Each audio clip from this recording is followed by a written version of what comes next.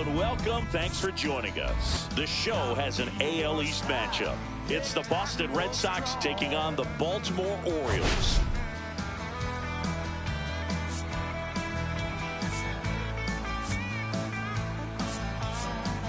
See, this team just can't find a way to win. How do they change that today?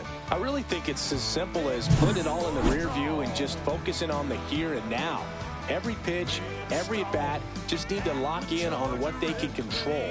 Perhaps today is the game it all comes together.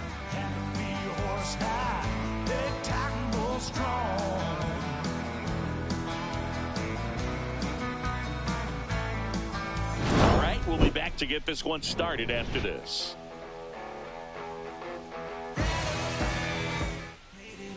All right, just about set to go. Towing the slab in today's game, Kyle Bradish. And Chris, he's a guy that gets better when things get tough. Yeah, his batting average against is actually better when he's in a jam. So we'll see if he continues to dance his way out of danger. So stepping in for Boston, Ozzie Smith.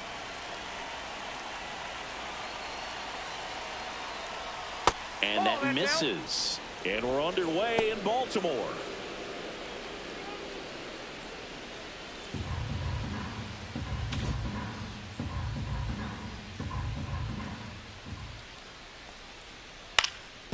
Swing and a ground ball up the middle. Fires to first on the run. And he gets him. Nicely done. Time down and check out the lineup for the Boston Red Sox. And an important bat for them. Batting fifth in this one, David Ortiz. Well, these days we know teams, they put a game plan together for every hitter in a lineup. But a guy like this, they circle him. Make sure he doesn't beat you. So they put in a little extra time and effort on how they're going to approach him. He can be a huge difference maker when he's hot. So it's going to be fun to see how they try to work him right here. Willie Mays stands in now and watches strike one. One out, base is empty.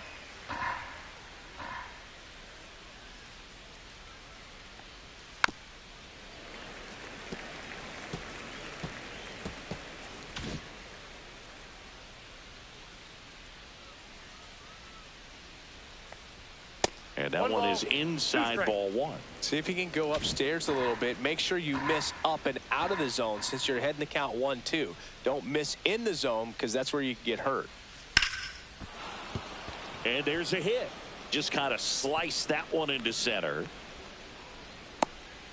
Wow. So important to get into the fielding position after you deliver that baseball. That is a scary one. Watch your lips. And next for the Red Sox, Ted Williams. He's been on fire at the dish lately, working on a 5-game hitting streak. And the first offering is not close. Mays stands at first with one out.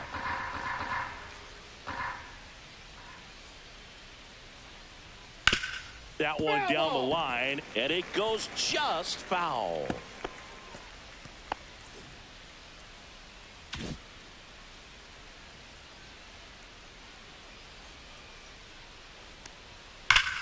Hard hit left side. Roberts has it for one. Double play. What a twin killing to end the inning. No runs, one hit, no errors, and no one left. And now the O's will get their first crack at it. No score.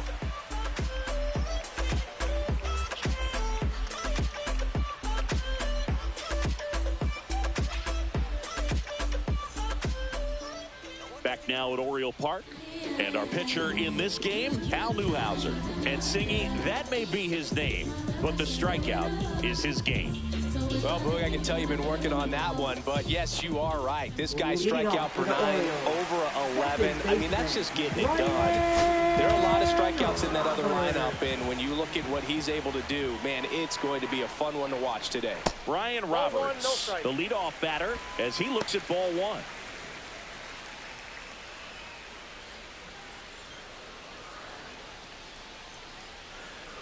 Next offering is in for a strike.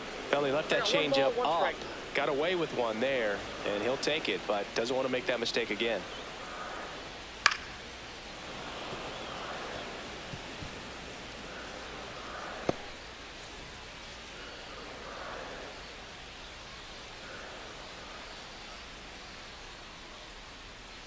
Two balls, two strikes.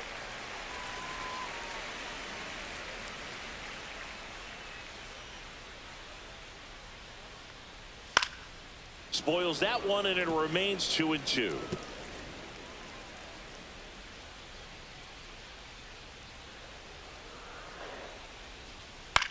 This one lifted in the air, left field.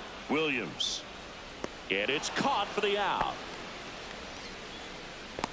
All right, let's take a look at the Orioles lineup now. All right, Siggy, how about all the talent in this lineup? They're deep, first and foremost, but the way that they can manipulate their personnel for matchups and everything else, it's very intelligent the way that they use their team. And I think it creates a little bit of uncertainty for opposing teams, especially in a big game, big series.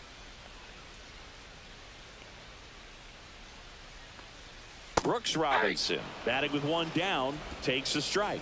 Goodness, I think he just took the best pitch he's going to see in this at bat. You don't get many like that in that location. I don't know if you take that pitch against any pitcher out there on the mound. Lifted in the air, right center field. Crow Armstrong flashes the leather on the running catch. No, those can be pretty fun as an outfielder. Got to put it into his highest gear and go a long way to track that one down. Nothing better than that. You feel like a wide receiver playing football.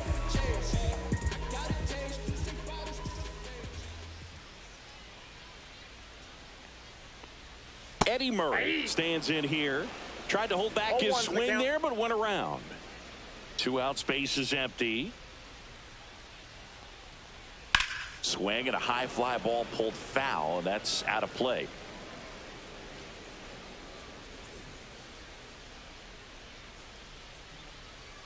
The pitch. Inside, almost got him.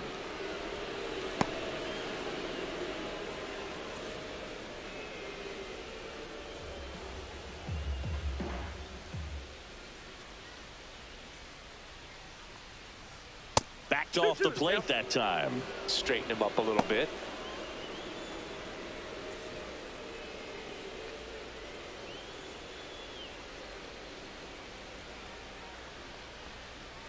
Swing and a ground ball, base hit right field. So a 2-out knock keeps the inning alive.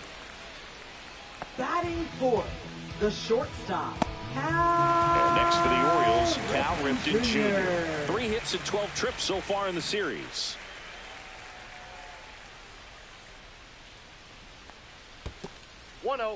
In the dirt, but kept close.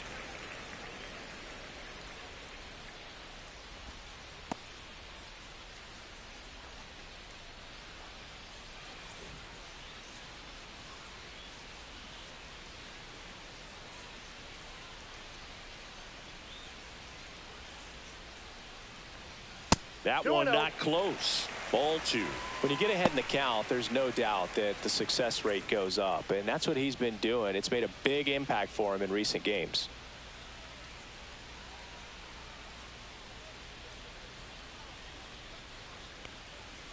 That one's spoiled, and the count now 2-1.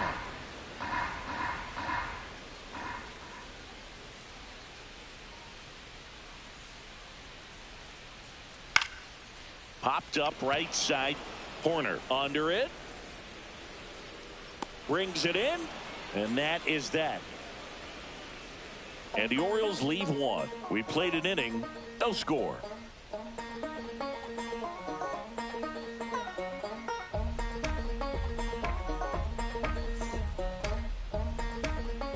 Back here in Baltimore. Top of the second. Now here's the Red Sox DH, Manny Ramirez.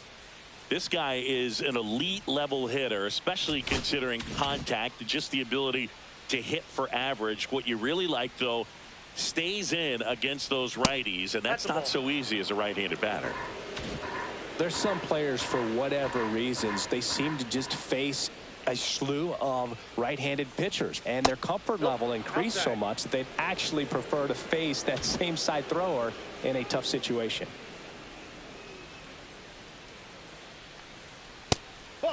Yeah, most guys struggle against the same side, whether it's left on left or right on right, and this guy's an exception.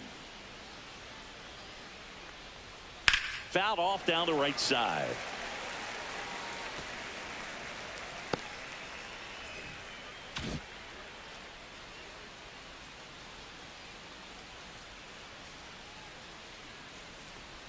And a strike in there. 3-2.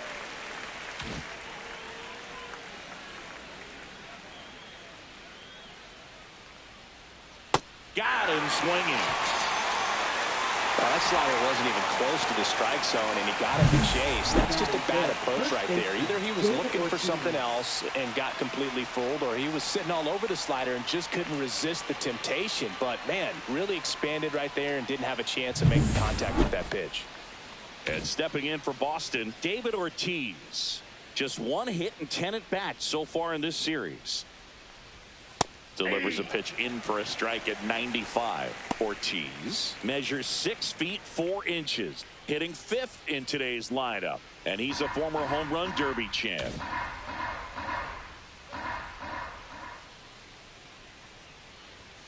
Next offering misses, and it's 1-1. Eric Summerskill with home plate duty in this one, kind of known for being generous with the corners, Chris. You know, I think that used to be a lot bigger deal in past eras where pitchers were working more in and out with their pitches. But, yeah, we'll see if those corners come into play in this one. Hey, no pitcher's going to argue at all. Swing and a ball drilled center field. Makes the catch. And there's 2 away. What about some no-nos? Like, you can't call the umpire blue the way you do in Little League or high school, right? Yeah, even in the minor leagues, you'll learn quickly. You call the umpire blue. You better learn his name, and that's just part of being a professional player and even a major league player. Rolls across the diamond, out number 3. Red Sox go down 1-2-3. We'll go to the bottom of the second. No score. And welcome back to the ballpark. Bottom of the second. Here's Tyler O'Neill. Tyler O'Neill.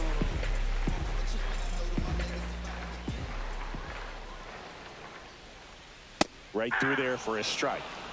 0-1.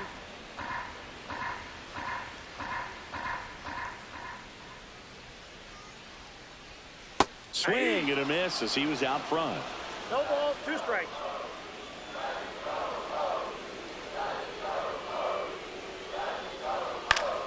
Battling here as he fouls it away.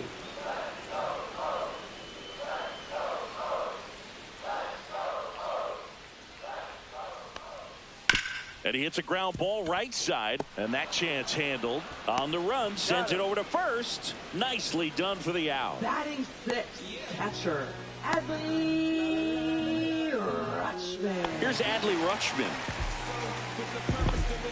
Rutschman with a homer in his last game.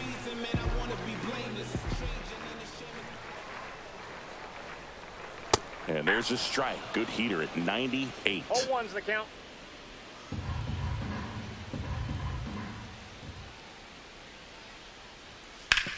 On the ground to the left. And foul ball.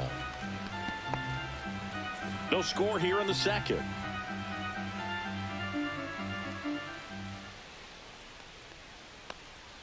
And misses inside.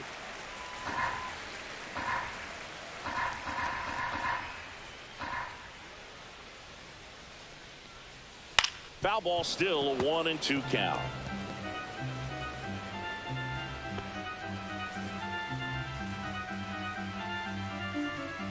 One down, base is empty.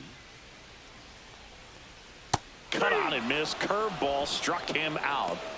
Oh, that was perfect execution of that curveball. Down and in. He gets it out of the danger zone, and you really can't do it much better than that. It's in the zone the entire way, so you have to swing as a hitter, but then it just falls off the table and almost hits you in the back foot. Andre Dawson stands in with 2 away as he takes a ball. Swing and a miss as he was out front that time.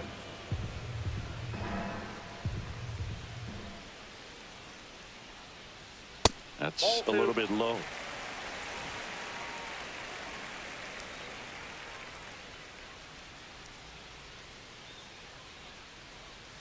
That one in for a strike, 2-2. Man, that pitch was dotted. So much talent on display when this guy's out there on the hill.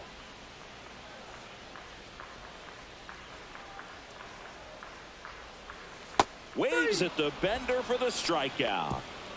1-2-3 go the Orioles. We'll move to the third with no score.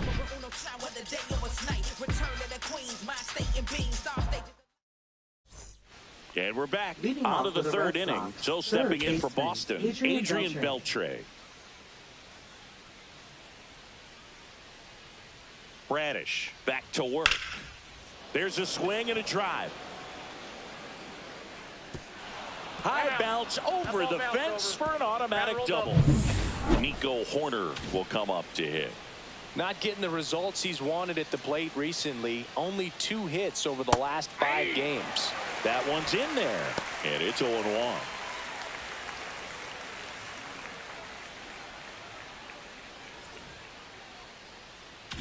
Beltre stands at second with no outs. That one misses, and 1-1.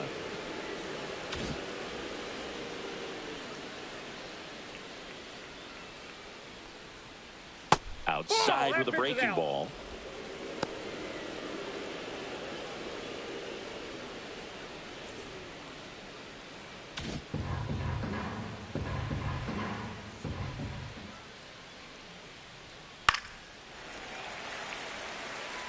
I wouldn't throw him another breaking ball. Try to go again with the fastball, slightly elevated. He just is having a hard time catching up. Got him. Not what you're looking for after the leadoff double. A strikeout, and there's one away. Now, Pete Crow Armstrong.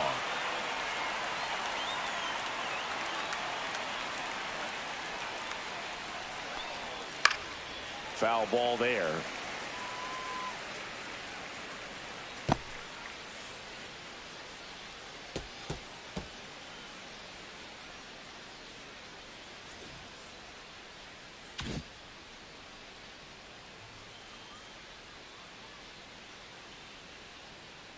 The 0-1. That clips the corner. Wow, just a beautiful backdoor slider right there. If you've got any chance of hitting that pitch, you have to wait until the absolutely last millisecond. Just a tough pitch to hit, and not an easy one to throw either. Oh, a great flip. Steps on the bag. Got him. Nicely done there. Now here's the Red Sox.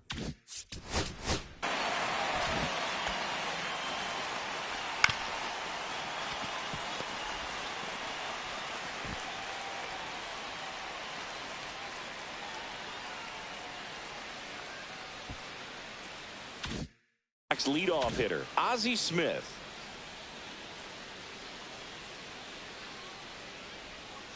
And that's in for a strike. 0-1. Runner at third, 2 away.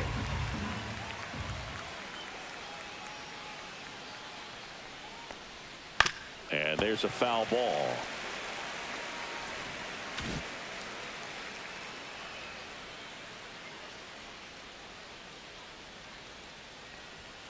Next offering is down low.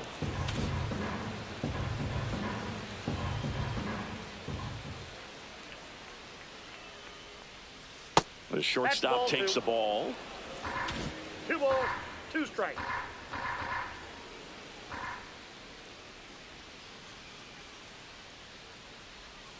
Got him looking. That K is his 3rd of the game. The runs, 1 hit, no errors, and a man left. We head now to the home half of inning number 3. What's up, Caden?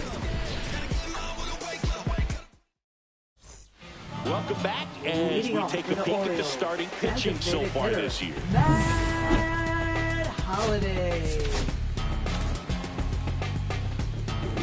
I'm fine. How you doing? Did you watch the Jets preseason game last night? I'm sure you did. First pitch misses. Holliday mashed a homer in his last game.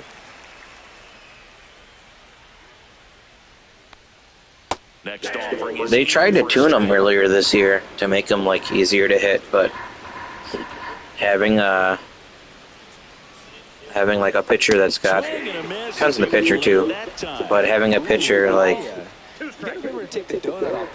that's got good breaking balls makes it hard. If you want to stay on the fastball, you stay on the fastball, but and you're susceptible. It's like kind of like your life, and you're susceptible to the breaking ball and all that stuff. 3 straight strikeouts. Well, he's got great strikeout stuff on the mound, doesn't he? I mean, double-digit strikeouts in his last start, and he's just racking them up again in this one. This guy can really dominate a game out there. Not a fun assignment for any lineup.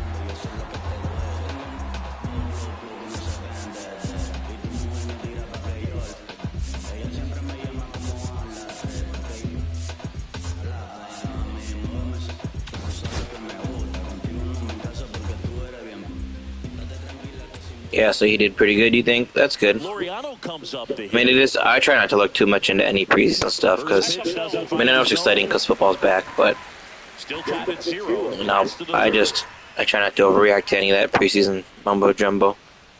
The most important thing is injuries, you know.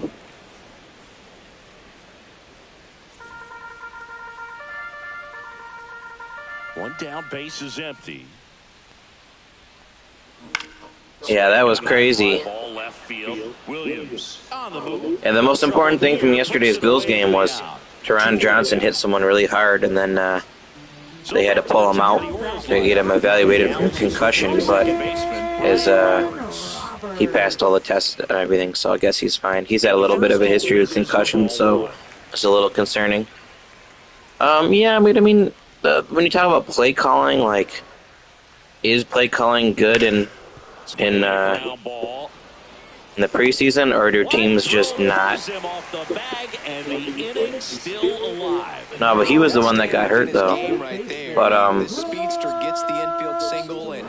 they called that an error or a single? They called that a single? I feel like he should have made that play.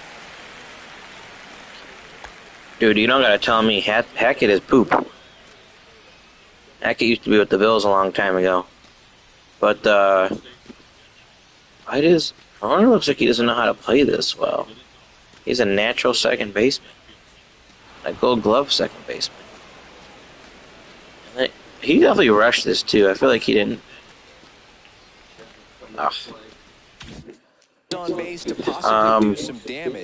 Yeah, I don't know. Teams don't game plan in the preseason though. So like, defensive coordinators aren't rolling out like zone blitzes and like showing their hand. They're running like vanilla cover 2, vanilla cover 3, man blitzes, like just vanilla stuff. Defenses don't really game plan for offenses, and offenses just try to execute certain things they're trying to work on. So it makes looking like reading into the preseason like really hard to try to gauge on who's doing good and who's not, because you really don't know. But that's also why I think it's crazy that people bet money on the preseason games. Like, I saw some dude put $11,000 on the Bills to win the preseason game yesterday. I'm like, bro, can you imagine putting 11, like the payout was 20,000? Are you trying to double your money of $11,000 on a preseason game? And I guess to each his own. Like, if you got money like that, like maybe $11,000 to that person is like $20 to me. But I just think that's absolutely ridiculous. Trubisky wasn't that bad, and neither was Mike White. I feel like they were both okay.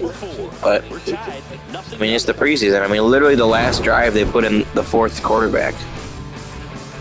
So, I mean, the teams aren't really trying to win. I can never bet on a team that's not really trying to win. Nah, I gotta get into it more. I've been slacking to start, I feel like. Willie Mays digging in now.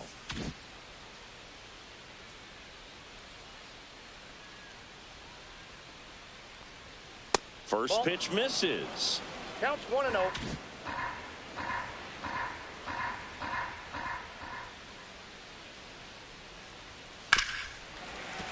Swing and a ground ball towards first, but foul.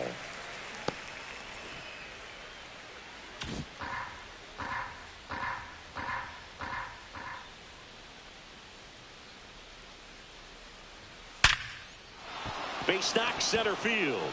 And a good start to the inning.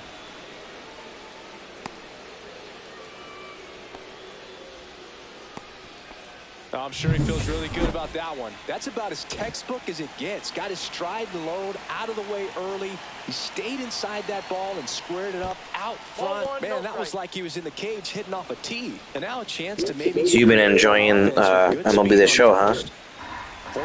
Just finally getting into that.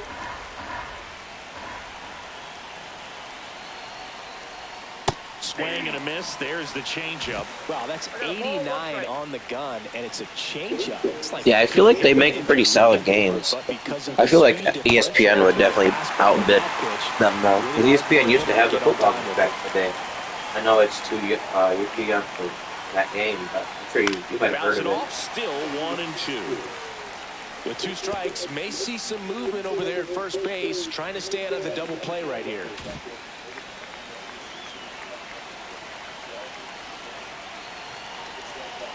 On baseball, you're talking? Turn the skill level down a little bit. And the count is even 2-2. Hitting's hard, man. That's why I tell you, this is the hardest thing to do in any sport. Hardly order coming up right behind them. This is where they need to get going. Hitting a baseball, you fail 70% of the time, you make the Hall of Fame. And it remains 2-2. I mean, Ted Williams is legitimately considered one of the top probably 5 hitters in the history of baseball. And his batting average over his career, including the season I'm in right now, which brought his average down a little bit, is .341. I mean, that means like 34.1% of his at-bats, not counting walks and sacrifice flies, ended in a hit. And I'm pretty sure he has the, he does have a bad elbow right now, so maybe it's affecting him a little bit. But Ted Williams, I'm pretty sure he might hold the record for the best on-base percentage in the history of baseball. And, I mean, his on-base percentage is less than half. So this does include walks, doesn't include, like, sacrifice flies and stuff like that. But in official at-bats that have ended in a hit or a walk or an out or a home run or any of that stuff, he still got on base less than half the time. So sometimes it feels like you're doing bad, but, I mean, if you go 1 for 3, you're doing good. Nobody out, runner at first.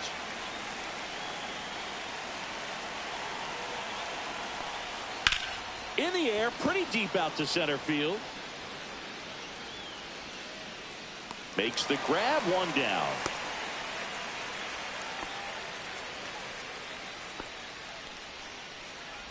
Manny Ramirez will hit next. Scoreless here, but now he's got to deal with a guy who's I think you should use your Yankees. Try to right the wrong. When you're talking about a hitter with this type of slug, You should try to win that World Series that they didn't win.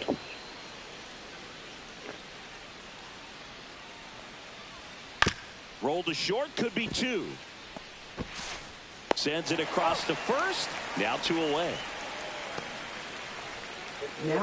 Why not? See if you can do do they have like a season mode where you can just do 1 season? See if you can try to win the World Series and do the season mode with the Yankees. Just missed. Runner at second, 2 down. Top half of inning number 4. Swing and a ball hit out towards left center field. Touches down. That's a hit. And they strike first as they take a 1-0 lead. Comes through with the RBI. Put a pretty good jolt into that one. Great swing, nice balance and weight transfer. And he got it to drop in out there in the deep part of the field. So 2 down. And now it's the catcher for the Red Sox, Pudge Rodriguez. Swing and a miss. There's the slider. It's 0-1. Yeah, I don't know. I feel like it'll be a little bit of fun. Slider for a strike. Still grinding out this MLB The Show. I gotta get on Madden. He's feeling real confident about finishing this hitter. Hey man, whatever you don't feel like you're pressured to do some certain skill level. You're literally just starting the game. So you're literally a rookie at the game. So I mean, you can put it on whatever you want. You know, I was watching his rounds during batting practice today. So impressed with his ability to let the ball travel, go back up the middle and the other way. Sometimes when you step. Fly ball down the line. This has got a chance, and it is foul. Yeah, whatever you feel like you're comfortable with on your skill level, and then if it becomes too easy, once you keep playing more, then you go up after that. So. Just a long strike. You go after him and finish him off. Swing and a miss as he chases that one darting out of the zone. Ortiz. Yeah, I haven't put enough work into my Madden playbook yet. 1 ball, 2 strikes. I need to put some more time into that.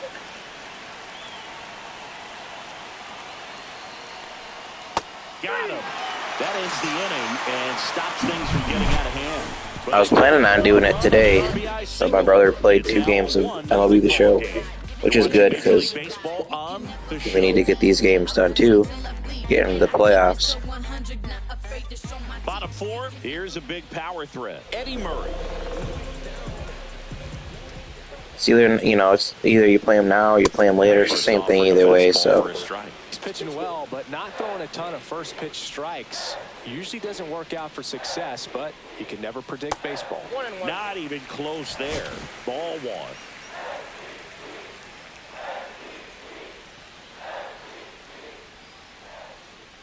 Swing and a miss. And the thing is with this, I can't advance any further than what my brother plays.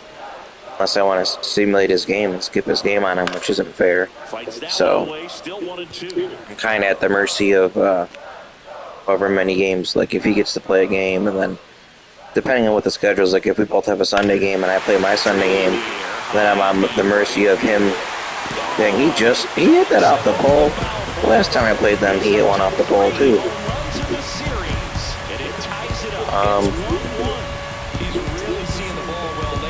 Bro, he's a legend for a reason, Eddie Murray, but hitting it off the pole is lucky. But yeah, just having if my brother wanted to get a couple games done, and it cost me some time working on my playbook, I'm fine with that, because we got to get these games. And we slacked for a little bit while my friend was in town. I should say our friend, my brother's friend. But just got to delete it. You give up that leadoff home run. Go back to work. Focus on this next batter.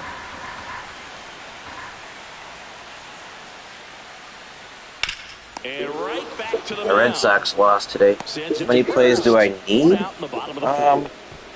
It's not really about the total number of plays. There are certain formations I like to put in, and I like to build schemes around. I honestly don't even need that many plays, to be honest with you. I think that's too many. The changeup missing. Ball one. But I like to have different formations that I like, and I have a couple plays in each formation that I like. Oh my goodness.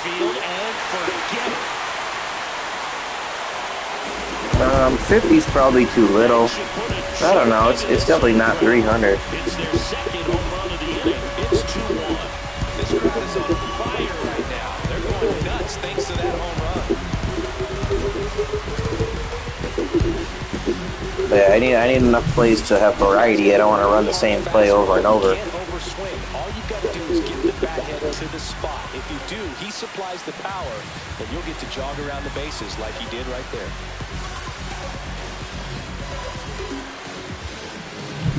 Here's the catcher, Adley Rutschman. He was a strikeout victim his first time. Honestly, I like that, though. Like, unless you're really elite at one play, I would love for someone to run the same play against me on offense, because I feel like I'm going to stop it eventually. I'm going to figure it out. I'm going to make the right adjustments. Whether it's I need to blitz you, whether it's I need to not blitz you. I need to run zone, I need to run double Mabel zone, I need to clog the middle. No, I get that. So yeah, when somebody runs the same play over and over again and they don't know how to stop it, I can see how that's annoying. Well,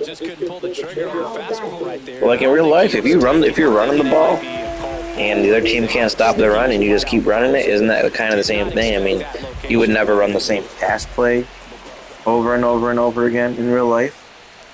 But is that a thing? Like they use their hammer a lot in Bull Rush? They said they turned it up. They said it's supposed to be faster. Oh, like the clock is slower? I always feel like the games take like 45 minutes. I feel like that's about the time I feel like games take. Did a good job to straighten him up a bit. Mission accomplished.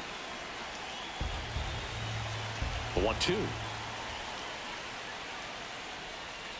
That's inside. Ball two. Base is empty, 2 away, but 2 runs are in. We're here in the bottom of the 4th. 3-2 now. Boog, he never moved because he never had time to. With that kind of velocity, you'd prefer that pitcher work away. Yeah, that's been happening since I started playing online games in 2008. So there'll always be BS 4th down conversions. Sharp grounder. That's through for a base hit. And that keeps the inning going. And next is the designated hitter, Matt Holliday. Struck out looking his first time.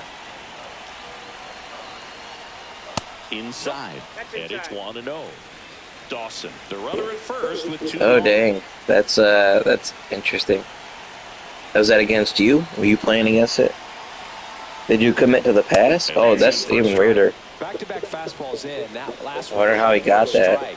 Like he handed it off running? To come back in there to try to finish you off. Just missed.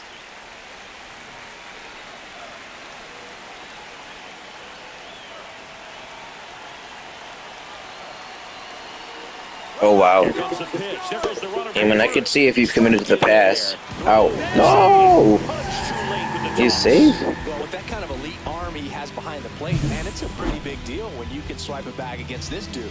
Maybe more than anything, it prevents teams from just testing him, thinking that they can even steal a base. But right here, they successfully moved that runner up to scoring position. Good job.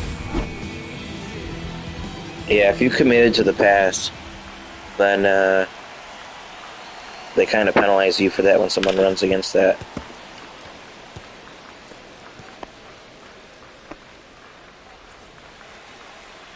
Two outs and one in scoring position.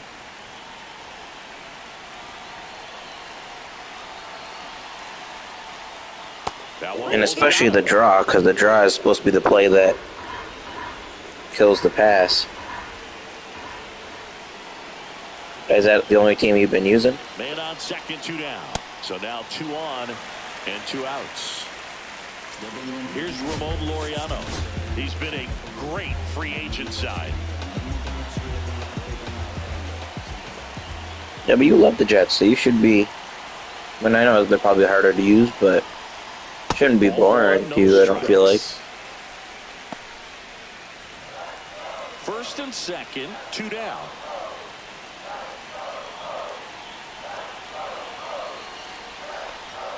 So 2 balls and no strikes.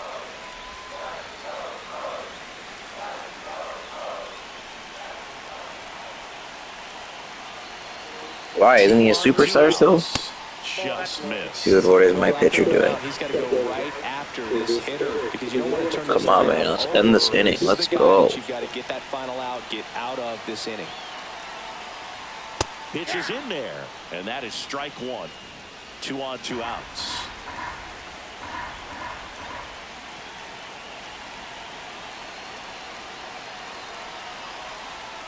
Fouls 1 away, and now 3 and 2.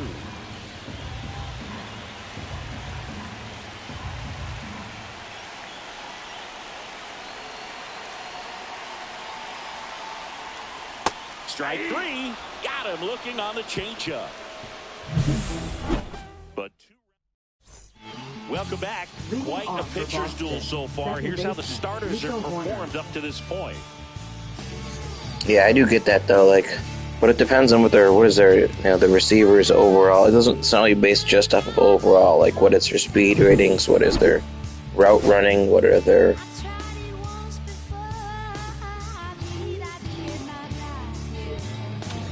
there's a bunch of ratings that go into that. And a first pitch fastball is in for a strike. Well, the offense has gotten going, and a pitcher wants to go out there, have a real quick inning, get those guys back into the dugout. So yeah, but you can see it now, right? You can see all the rankings and stuff after you've played your 5.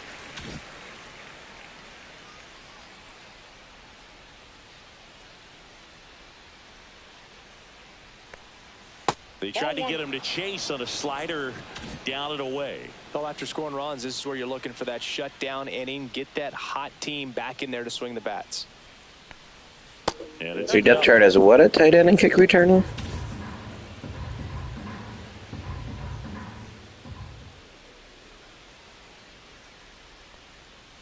Swings through it, and that's a strikeout. I think he just ran out of patience there. He took a couple of pitches to even that count off at 2 balls and 2 strikes, but that time chased outside the zone. Oh, the Jets have a tight end as their kick returner? As he stands in for the second time.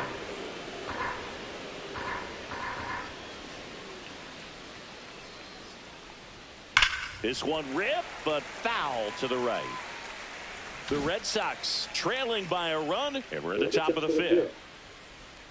Well, usually they base those depth charts off of the real-life depth charts.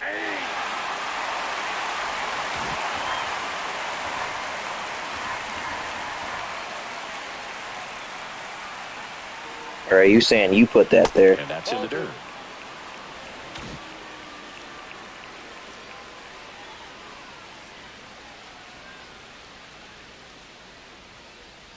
That one in the dirt, and it's 3-2. They had him as the starter?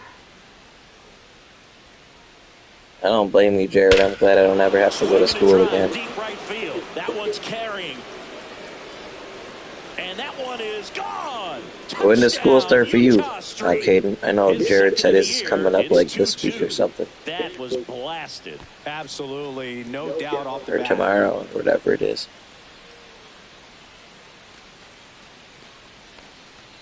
Dang, all you got, oh, that was a great birthday present, right?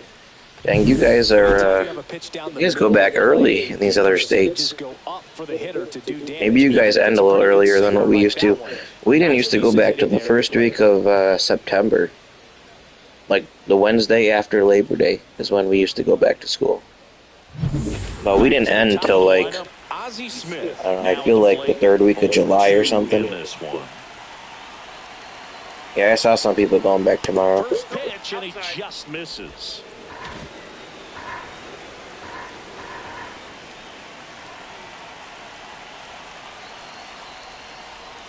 And another ball. Radish, maybe a little less aggressive on the mound right now after that. Oh, I'm on the East Coast, bro. What do you mean? I don't think it has to do with just coastline. Throw instead of pitch. They're not trusting their stuff. Fires over to first. They get him, but it was pretty close. Yeah, so May is early. That's right. You told me you ended in May. The weight comes out of his hand. Yeah, so you guys start a little earlier and end a little earlier. I guess it evens out. And here is Willie Mays. He's 2 for 2. Breaking ball in there for a strike. Well, he's been good for the most part. Is it going to take someone going out to the mound to maybe refocus him a bit? No, partner, every pitcher's a little different. I You did not end a week ago, unless you had summer school. Reaching down, makes the catch. The Red Sox pick up a run on the homer. 2-2 game. It's Major League Baseball, and it's on the show. Back here in Baltimore, now it's the second baseman, Brian Roberts.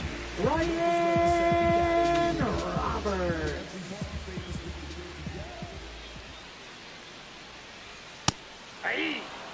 You know, these Orioles, from what we've seen, I think I did summer school one year when I was in school. I can't remember. It might have been elementary school. And then I did summer school one year in college. I took a class. I took differential equations in college in the summer. Swings and misses. 1-2. That teacher was wild.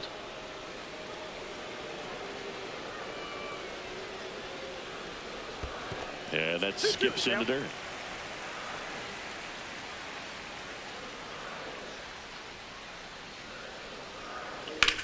On the ground. After, like, it was an everyday class because it was summer school. And after, like, the first week, we all thought the teacher didn't show up for class one day. So we all were like, I guess we're going to leave because the teacher's not here. Like, we all waited like 20, 25 minutes. Teacher didn't show up. We all leave. We all get emails, and the teacher is like, yo, where you guys at? Like, you guys playing a joke on me? And we were like, oh, crap, maybe he just showed up right after we left. So everybody in the class who just left was going back to their cars and whatnot, their rides, turn around and go back to this classroom. The teacher ain't in the classroom. And now we're confused. We're like, what do you mean? Where are you? And the teacher responds back and is like, this isn't funny, guys. If you guys don't show up to class, I dock you all a whole letter at the end of the class. And we're like, dude, we're in the classroom. Where are you? He was in an entire wrong building. Like, he wasn't even in the same building. And then he ends up coming back and he's like, yeah, sorry about that, guys. I I got into a car accident a couple weeks ago, and they got me on some crazy pain medication pills for my back, and blah, blah, blah. So it was ridiculous.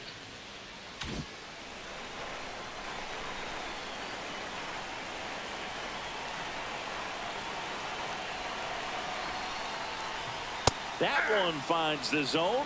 That's strike one. Runner at first with no outs here.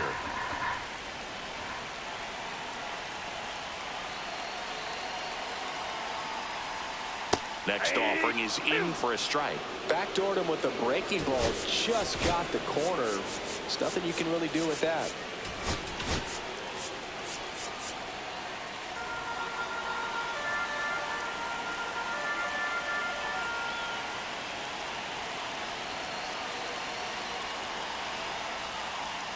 Struck him out looking. Well, that curveball had some pretty good break to it. As you can see, the hitter just locked up a little bit. Thought it was a great pitch to hit, but sometimes you're looking for something else, and you can't pull the trigger. Newhouser keeping him close.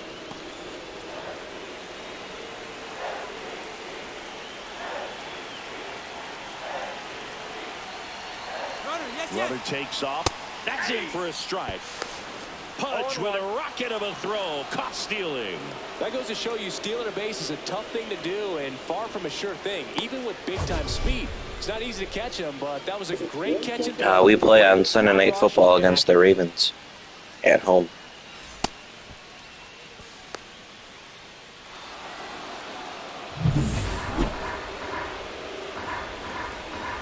Two outs. That's to third. Throws to first in time. Hopefully revenge for us for the blowout loss they gave us in the regular season last year. Score remains 2-2. And welcome back to the ball.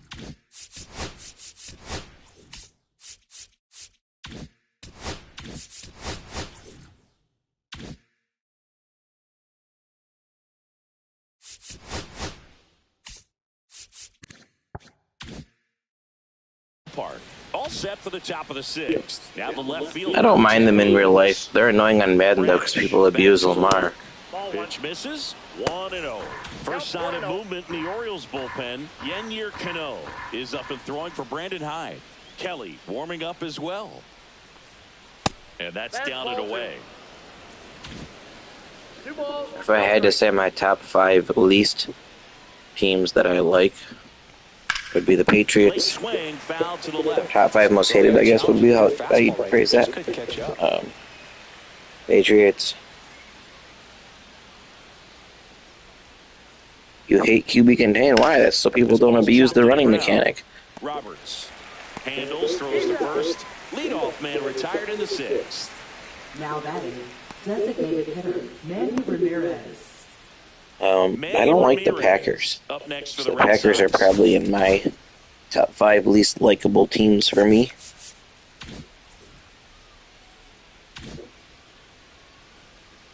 Oh, you mean you don't like using QB contain? Outside, and that's ball one. Well, a mistake right here could untie this ball game. If you're the pitcher out there, you just want to be a little more cautious. All tied up, and we're in the top half of the sixth. And that's off the inside edge. 2 balls, no strikes.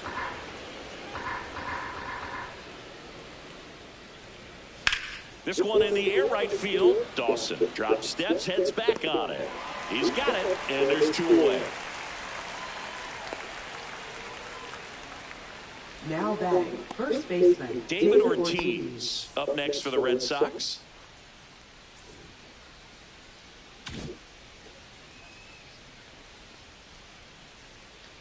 Danny Ramirez. Who's Danny? Strike one. He normally does You mean damage Manny? on that pitch in that location. Just a swing and a miss there. I don't think you want to throw it again, though.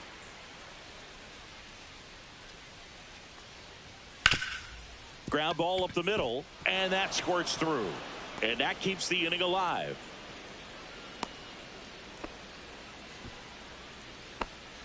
now batting. Brandon Hyde out of the dugout now, and he's ready to make a move to the bullpen. Kyle Bradish out of the game, and it's a tie ball game as he heads for the dugout. Back with a new arm after a quick break. Now Now pitching Here's for a new the pitcher from the Orioles, pen, Andrew Kittredge. number 39. And as relievers go, he's not a big Andrew strikeout guy. He tries to force weak Kittredge. contact, so command and execution are huge for him. Go ahead run on base. And next for the Red Sox, Pudge Rodriguez. 1 for 2. All right, after this inning's over, There's a strike. I'm gonna go move the sprinkler real quick. Ortiz So leads you have to off give me a first second. with 2 down to the inning.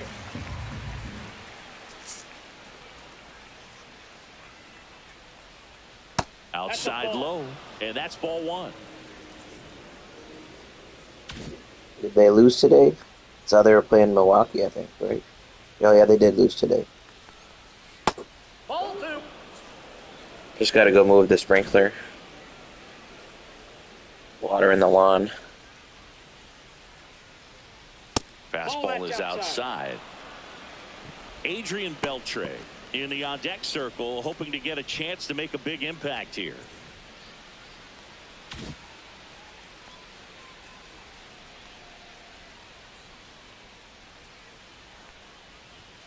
Fastball. The Brewers are good though. Great RBI spot here. Just gotta stay. Yo, that's the best spot to have water from though. Definitely score.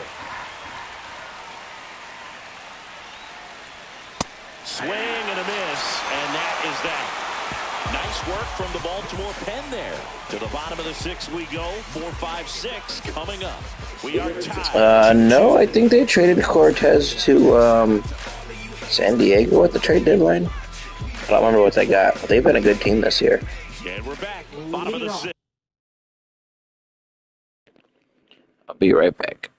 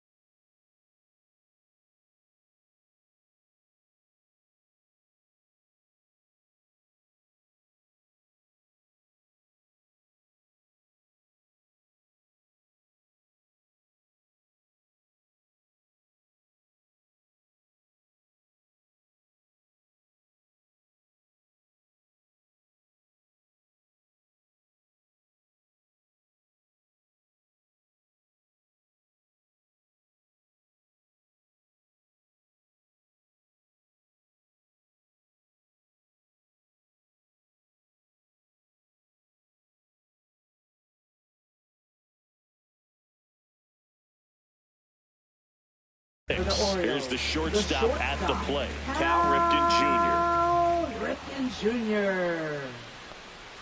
Right through there for a strike. Well, an at-bat can be a little bit of a dance. Strike one here, but a few more pitches. Nice. We'll see how it turns out. You're going to play for multiple years? Smoked on the ground, a second. To first, one up, one down. Tyler O'Neill, the next to hit for the Orioles. He's already homered in this game. My brother hates the Diamondbacks. Ooh, I almost stubbed my toe.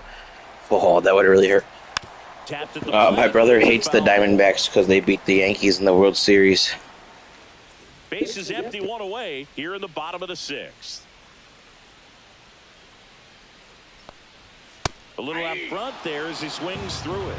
Another 0-2 count right here. Pitcher just in the driver's seat. He can go anywhere he wants to go right here. Out to center. Mays sizes this one up. Hauls it in, and there's two away.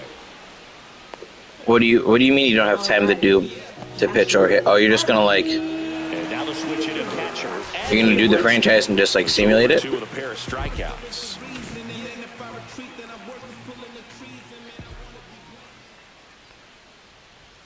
Fastball in for a strike, and it's 0-1.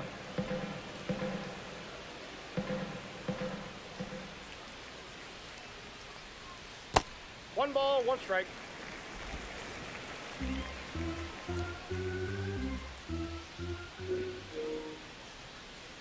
Oh, you mean your controller settings? Like what you have the hitting settings on and whatnot? For him today, he's been able to get ahead in the count with it. He's also been able to use it to put guys away. Just off the outside part of the plate. Really good take, especially with two strikes. Gotcha, okay. That one misses, and a full count now. He's really tightening up his hitting zone with two strikes here. I love it.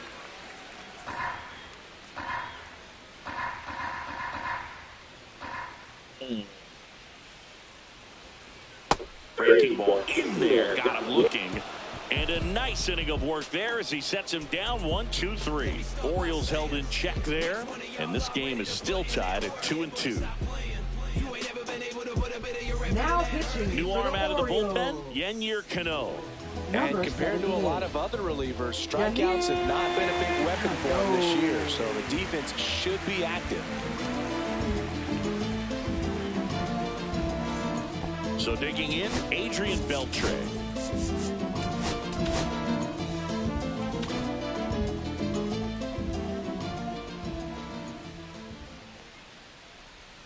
Outside low, ball one.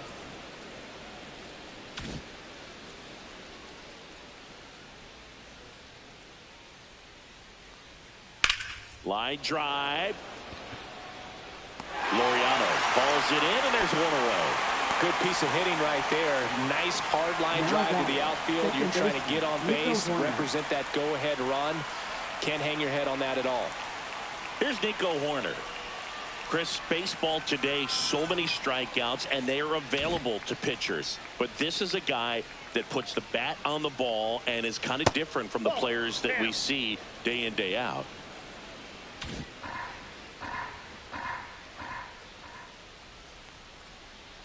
Yeah, his swing is so good. It's in the zone a long time. He gets the barrel to it a lot, and that produces more base hits. Missed with a changeup, and it's Are you talking real life? Are you Look at talking, the other teams in the game right now. there's no baseball going on in There real life. is On your franchise you're about right now? No question about it. But the really good offensive teams combine slug with more contact, with less swing and miss. One down, base. Oh, okay, gotcha. Tap foul at the plate. Yeah, and the domino effect of that is running up pitch counts on pitchers and then either getting them to a place of fatigue or getting into the bullpen perhaps before you get Losing a little bit of focus here on your comments. at the back end. Gonna have to bear with me for a second, And Caden. two away to start the seventh. And now the right fielder, Pete Crow Armstrong. I don't know if you saw, but the He's Bills already signed a homered kicker here in named this one. Caden. That misses the zone. Ball one. One of the things that Jim Leland used to say when I was broadcasting with the Marlins, the longer a plate appearance goes for a batter, the more likely it is that something good will happen for the hitter. That one finds the zone. Strike one.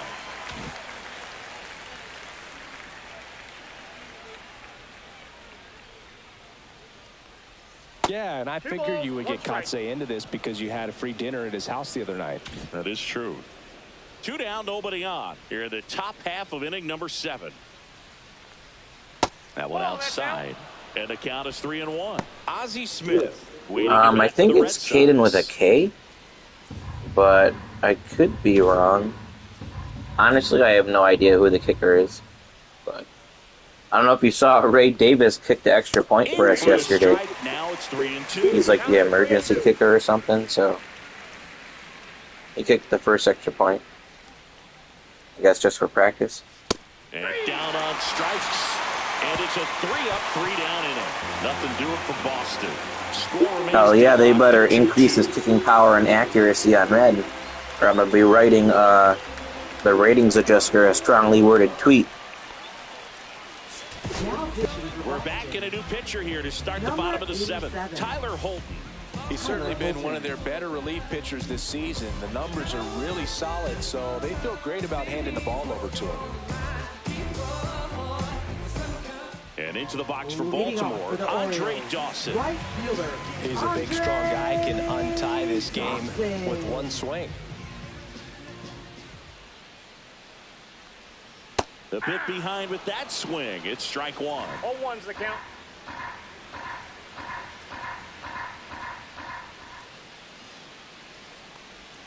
That's a strike. Well, we call that keyholing. Even though it's right there and looks pretty good, if he doesn't love it, he's not going to swing that early in the count.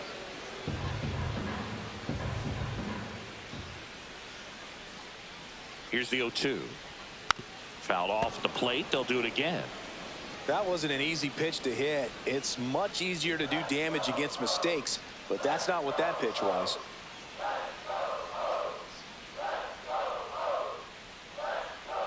Swing and a miss, struck him out.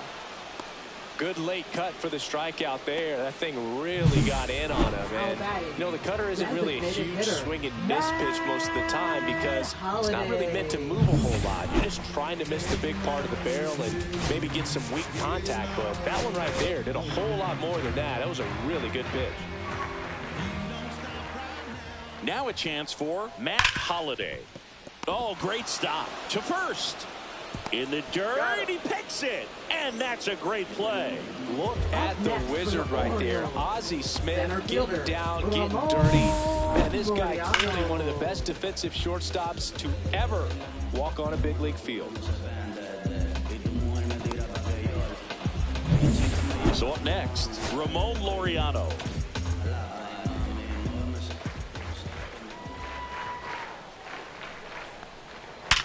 Hard ground ball, base knock.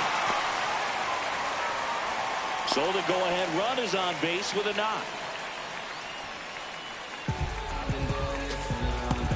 So next to hit for Baltimore, Brian Roberts. The changeup missing, and it's 1-0. Yo, I've tried putting the Cardinals game on tonight. The Cubs and Cardinals game. Oh my gosh.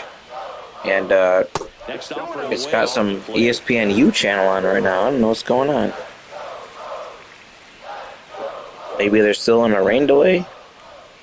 And another ball. This is a really good feeling for a hitter. At this point in the ball game, you know that they don't want to walk you, so you're going to get a pitch to hit. You just better not miss it. Next offering is in for a strike.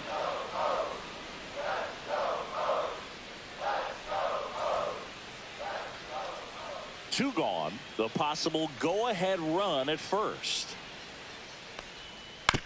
On the ground, right side. Corner over to first. And that is that.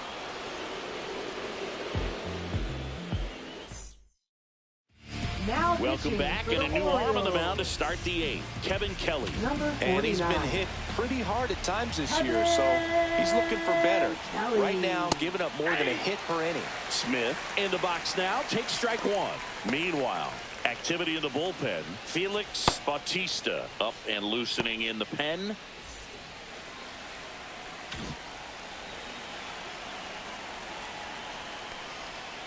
Ground ball left side. Tosses to first. Leadoff man is out here in the 8th. Now batting, center fielder Willie Mays. And stepping in for Boston, Willie Mays. He's a guy who does it all. If you don't get ahead in the count, you can forget about having any success against him.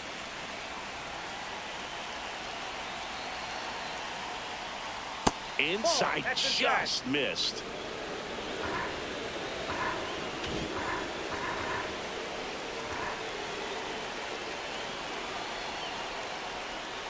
Ball. 2-0 count, great hitter at the dish. If you're going to miss, you've got to miss outside the zone. You miss inside the strike zone, you'll be asking the umpire for a new baseball. Right through there for a strike. He must have been looking for something else because he gave up on that pitch a little early. It was right down Main Street. Probably not going to see a better pitch to hit in this at bat. And there's a ball. 3. Ted Williams in the on deck circle, hoping to get a chance to make a big impact here. All time.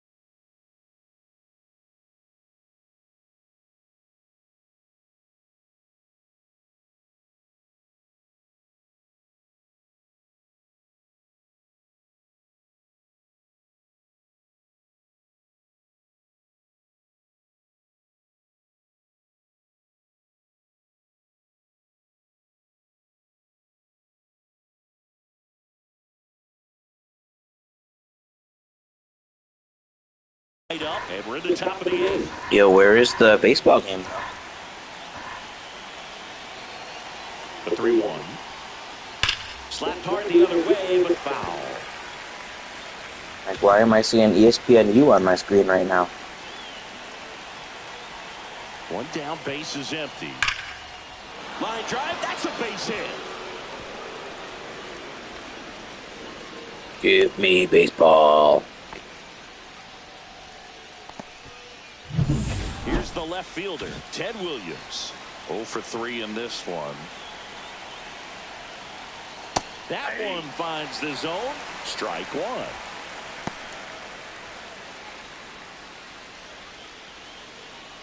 1. One away. Tie game. Go ahead run stands at first. Pitch misses there, and now it's even 1-1.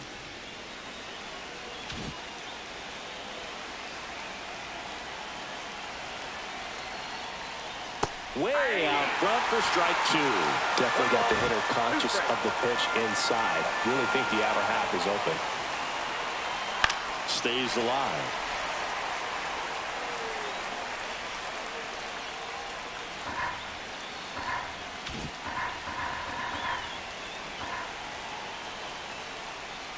That's off the inside corner, and the count's even at 2.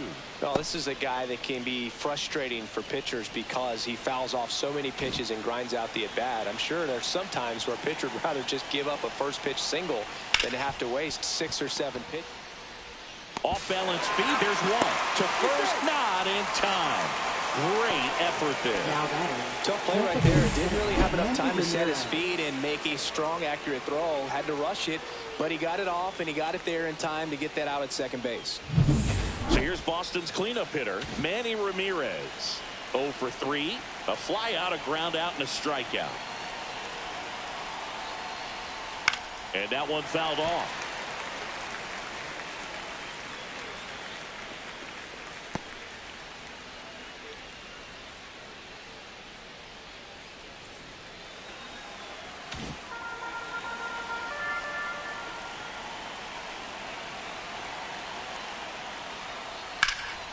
In the air, right field, pretty well struck. That's back there. And he makes the play on the warning. That's the third out. So no runs here on a base hit, no errors, and one left. Home half of inning number 8 straight ahead. We are tied 2-2.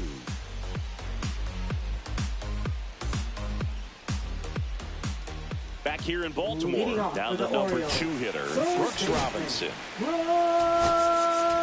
Robinson.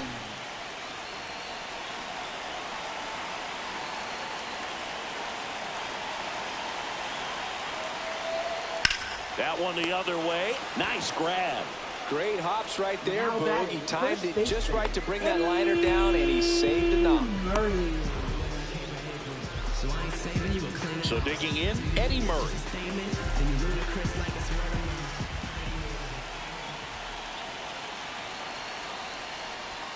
There's a strike. Base is empty, one away. Here, the bottom half of the 8th inning. All right, so they're saying the game started, and I can't see the game. Sounds good, man.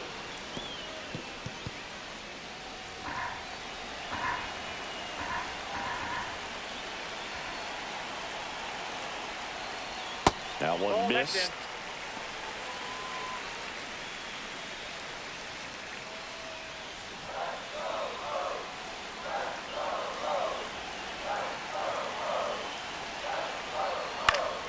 Foul ball, still a 1-2 count. Oh, they flipped the channels. What the heck? And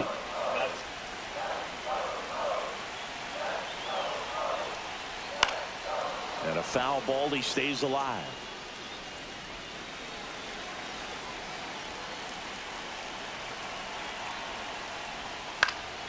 Fouls it back with 2 strikes.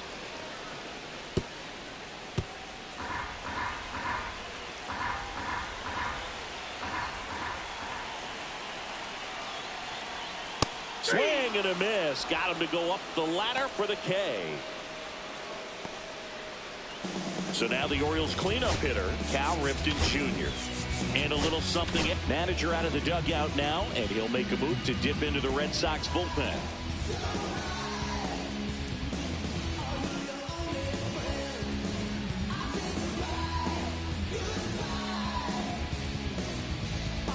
New pitcher for the Red Sox, Lee Smith.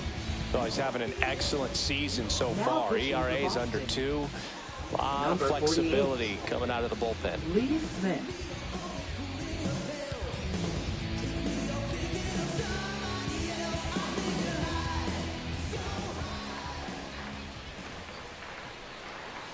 That misses, and that's ball 1. It's getting squeezed a little bit here late.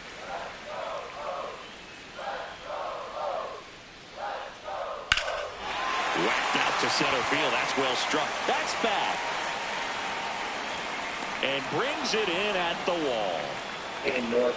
Wow, that was close. No runs, no hits, no errors. Through 8 full, we are tied 2-2.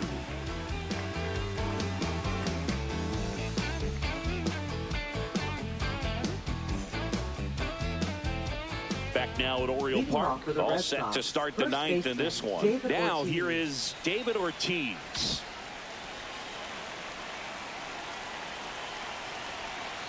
Kelly back to work. That one is absolutely belted. And one hops off the wall. Should be extra bases. In safely with a leadoff double. go-ahead runs in scoring position. Didn't take long to get a result for that at bat. I love the approach he had right there with that pitch. Not trying to do too much, but still looking to drive it, and that's exactly what he's able to do into the opposite field gap for the double. Really important at bat coming up now. Looks like we've got a substitution at second, and here's the pinch runner, Jackie Robinson. Jackie Robinson.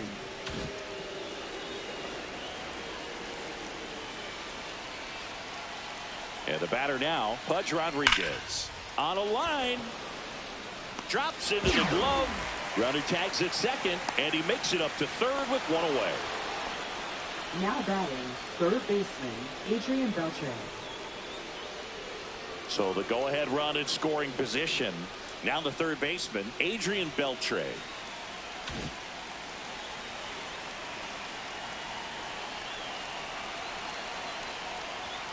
Right through there for a strike. Definitely a strikeout situation right here. Lots of ways for that go-ahead run to score if the ball's put in play. With the go-ahead run at third, here at the top of the ninth.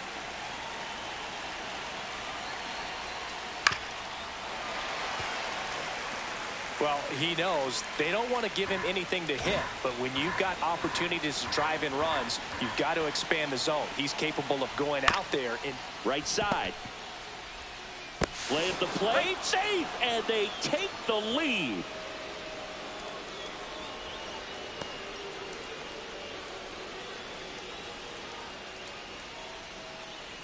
So here's Horner now. 0 for 3 with 2 strikeouts and a ground out. Second baseman, Nico Horner.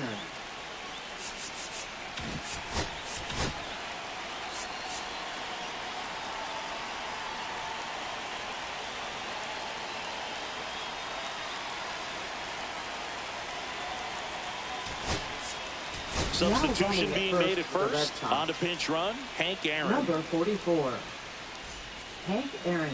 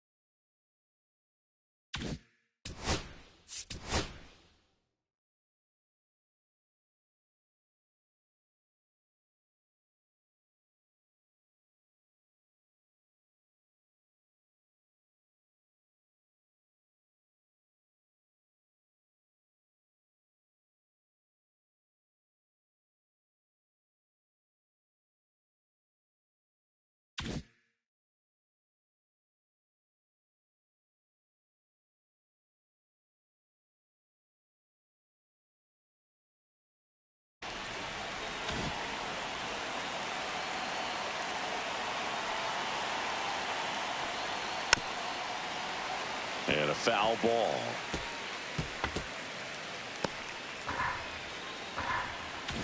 One-run game here in the top of the ninth. On the ground, 2 ball. There's one. Now the throw to first on the run. They get the out, and that'll do it.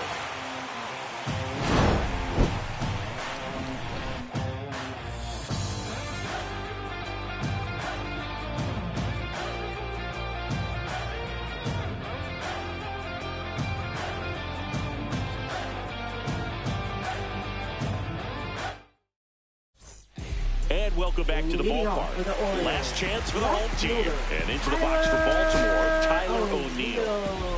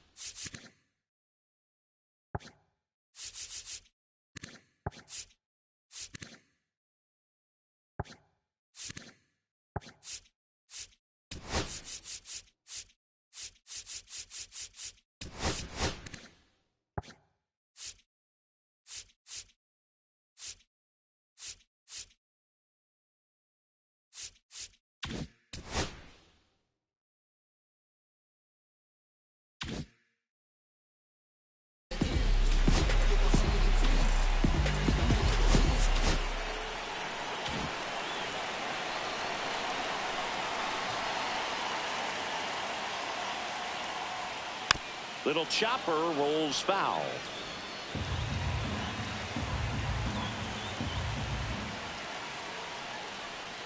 Next offering is in for a strike.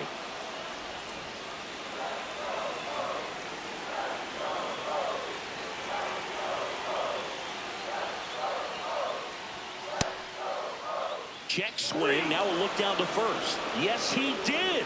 Down he goes on strikes. And here's the catcher, Adley Rutschman.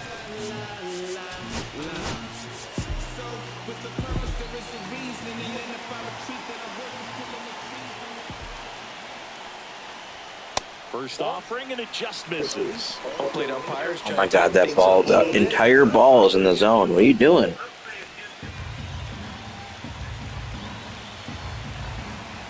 Looking to get the tying run on base. And fouled off.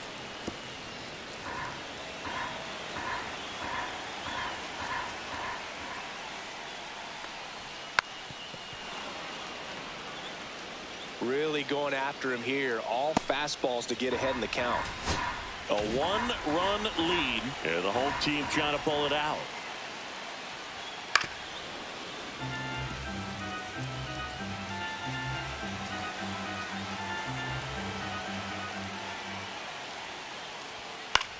Swing at a ball lifted to center field. And there's two down. That's a really nice play, ranging back into the outfield for that catch. We all know those can be a little tricky, especially if the wind's swirling around out there. Dawson in the box now. Takes strike one.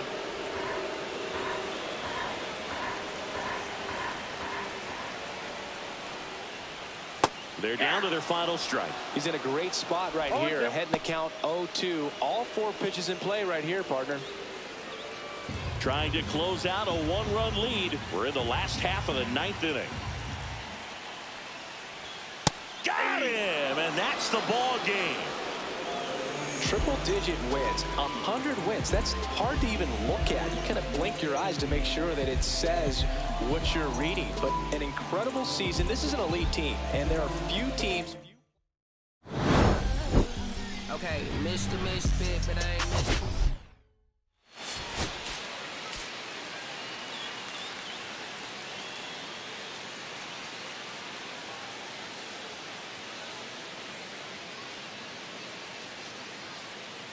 Mr. Yo, I missed your last comment. What'd you say?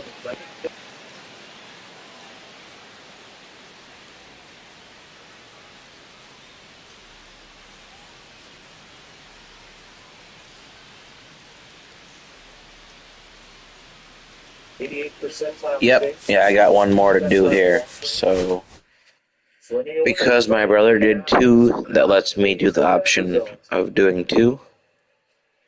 And I'm going to do it, because why not? So my brother did these 2. And I had this one done already. So I just did that. Now I got to face Paul Skeens. So, we'll see how that goes. I'm going to start should I start a new stream or leave the stream going? I could just leave the stream going, I guess. I don't need to make a whole other video. The grid, by the way, is in the 87th percentile in chase rate. So this is going to be a little unusual. I'll just leave it going. What's the difference, right? Without a swing outside the zone. The runner will take one right around the top of the zone. It's called ball 2. Well, you got to remember, too, when it comes to chase rate, especially a guy with the command that Let's do it. Get the pen. And when you're ahead all the time. I'm 135, and I'm like totally out of the division race. That's ridiculous. My brother has dominated this year. No, I don't know if I can change it now. I can hit the button. Yeah, I don't know if I can do any of that now. It don't matter. It's really not a big deal. I am home against Pittsburgh. That's one of the game. And trying to, you can see where the average better is. A lot more drop and break than average. You get a few go Horner, to go fishing. If you look at the sweeper at the top and bottom here, right? Obviously, for Gray, he's going to throw it low and outside. Wow, they want me to play in the rain? I ain't scared of the rain. We can golf it over the wall. Pedro against Skeens. It's like a dream matchup. Sweeper right in. One of the game's all-time greats. Gets his first 2 chases of the game back to back. Had one of the almost elite stretches of play in 2003. Apparently there was 97. That's amazing. Under 2.5 ERA for 1, 2, 3, 4, 5, 6, 7 years. Whew. Against Paul Skeens, who's obviously a great young pitcher in his own right. I do know. Yeah, if you're not familiar with some of these old players, some of these, Pedro was an absolute stud. Some of these dudes were great. That's one reason why I like using the legends, because it like introduces some people to some of the greats in the game that they might not know about. So 1, 2, 3, 4, 5. I think it's starting to see the somewhat typical way that a lot of these guys age, right? Because he's got a career-high strikeout rate, but also a career-high hard hit rate. I would see a lot of players as they get a little bit older. Beltray needs the day off, so Runner and Jackie at third. Has struggled on more this year. Their first pitch swing for the Cubs today. Their first I think Poppy needs the day off too. So and now the young third baseman Matt Shaw. Options are Pudge at first, and Tech at catcher, or Willie Mays at first, which is he's such a good defender. It's kind of wasting him in the outfield. But it seems cozy when you look at his slugging percentage. Playing PCA. He was not that good offensively on this game. I also like him as a pinch running option off the bench. We're going to go Veritek. He can catch. He can play first. Like he came up early in the year, made the opening day roster. Everybody was like, "That's a very interesting batting stance that man has." It was actually, because obviously you can measure these things, it was closed. And what that means is that his front player was closer to first base than his back foot. 1, 2, 3, 4, 5, 6. If Batshaw's swing is the question, too. 7, 8, Edwin Jimenez 9. said he went. And the ball was in the dirt, so Pedro Pajes threw down to first. This is what we'll do. And that is going to be a strikeout on the sleeper of Sonny Gray.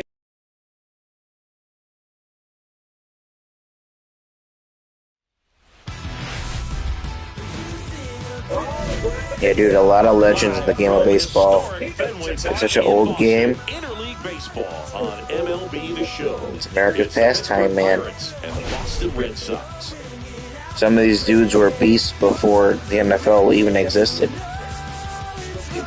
Man, this team has really been struggling. You can see the frustration building, Singy. Yeah, missed opportunities and a lack of timely hitting has really hurt them, Boog. Today's a new day, though. They have what it takes on this roster to turn things around. Great play is contagious as well. Pitch coming your way next.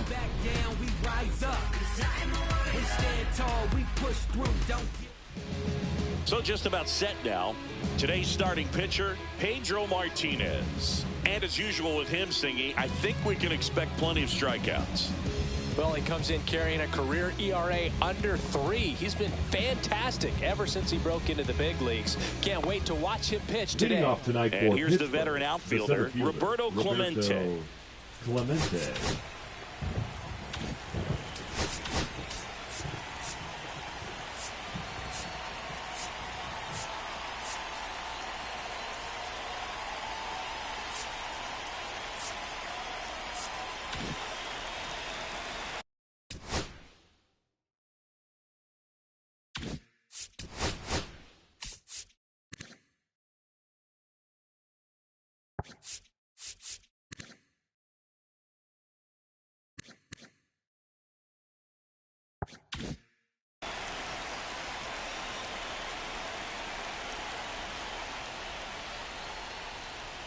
Fought off foul. First pitch, 7-11.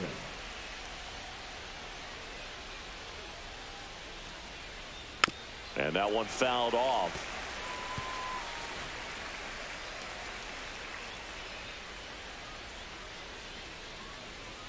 Hacks and misses. It's a strikeout.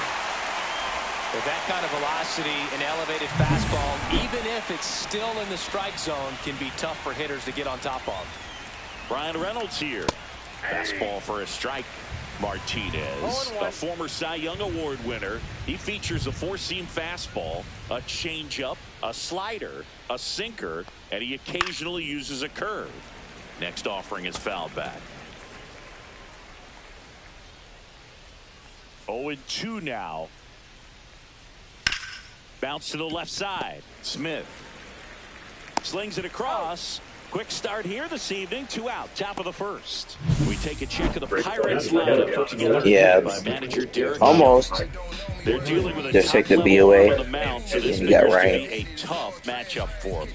What's the key to the offense today, Singy? Oh, Boog, I think when you got a guy that's this talented on the mound, you got to find ways to disrupt his rhythm, make him uncomfortable a little bit. The guys that can handle the bat and perhaps, bunt for a base hit, get him moving off the mound. If you're in the box and he seems to be just in a flow, step out, mess up his timing, somehow try to get in his head a little bit. And then when he does come in the zone, you may only get one pitch. You better not miss it. Check swing, called strike. And Singy, as a team, you need to make the most of the very few opportunities he's going to give you, right? Absolutely. And if you don't get to guys like this a lot of times early, once they really settle in, it's going to be the later innings that they hand that ball over to a reliever, if they do at all. That misses, and the count's full. 3-2. The pitch is outside. And ball 4. So man aboard. So next to the plate for Pittsburgh, Jason Bay collected 3 hits in the loss yesterday. And that's in there for strike 1.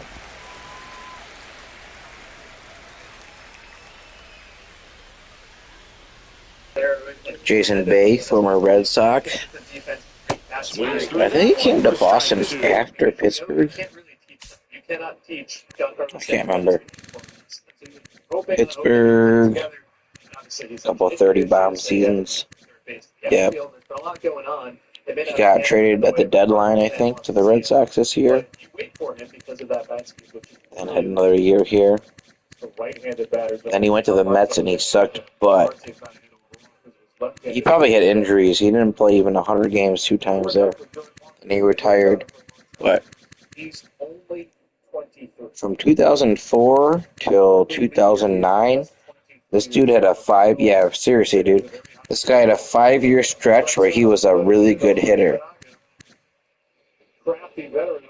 26 bombs, 282 average, 32 bombs, 306, 35 bombs, 286, 21, 247 is not very good. But then 31, 286, good again. Then with the Red Sox, 36, 09. The year I graduated high school. Then he went to the Mets and was not good.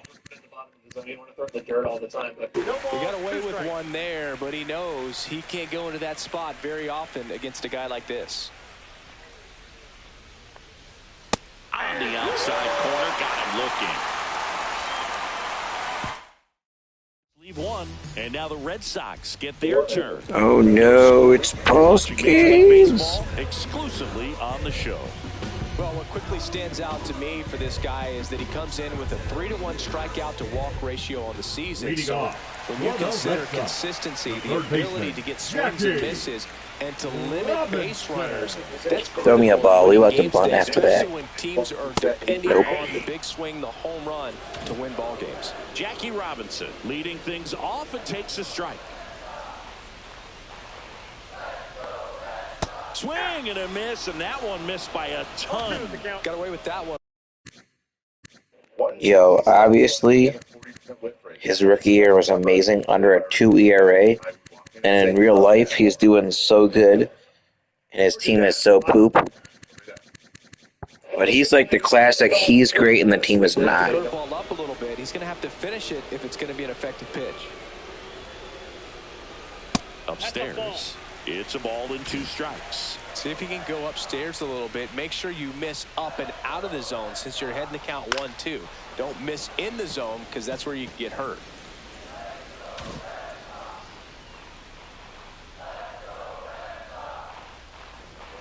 I certainly hope not, man. I like ball schemes. Couldn't catch up to the heater. And, Chris, that's a way to neutralize his speed by keeping him on base. And the defense breathes a sigh of relief because he puts pressure on everyone if he can put the ball in play. But that's how you do it. Keep him off balance, get him out of there, and deal with the next guy. Yeah, big swing and a miss. Cold night tonight, Boog, that's a I know the Yankees tried to trade for him in real life this year, though. And Pittsburgh was like, no. No. Just no. 1 out, base is empty. Oh, dang. Is that the first game? And there's a ball. Well, triple digits on the gun. I know there are more pitchers that can reach that now than in the past, but it's still impressive to watch. You need to get some people on base. That way some of those bombs are more than just one run. Just on the edge. And that's one of those, if you swing at. Oh, that got him. He had 2 strikes on him, and he hit him. And now Ted Williams.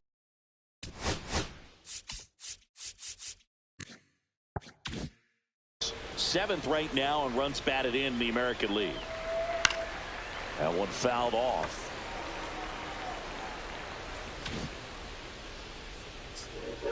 Yeah, man, that's no joke. I'm just saying, like, sometimes you just gotta hit for contact. Try to get some. You're like literally playing classic Yankees right now. Just trying to hit bombs. Sometimes if you can get people on base instead of striking out or flying out or whatever, and then you get the bomb, then you get a 2-run bomb instead. Swings through that one. It's a strikeout. No, that pitch wasn't even close to being a strike, and that just goes to show you how defensive hitters can become when they're up against an 0-2 count.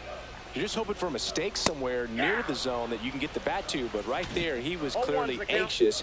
He was swinging when the ball was in. Depends with what hitters you're using. Like, let's say you got Volpe up. You don't want to hit for power with Volpe. You want to hit for contact with him. You got Judge up. Let's go for power. Like, you got Stanton up. Hit for power.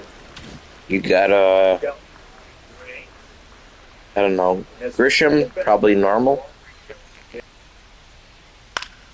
And they'll do it again. Really great change of speeds. He goes off the off speed to the fastball, and the hitter doesn't know what's coming next. Yeah, normal's more balanced, but like contact you should use like for instance on my team here, I'd probably go normal because Willie Mays is very balanced. I don't know if one's easier than the other. I'm just saying, like, he's a balanced player. So Manny, I'd probably go normal. Same with Hank, probably normal. Teddy, I'd probably go normal.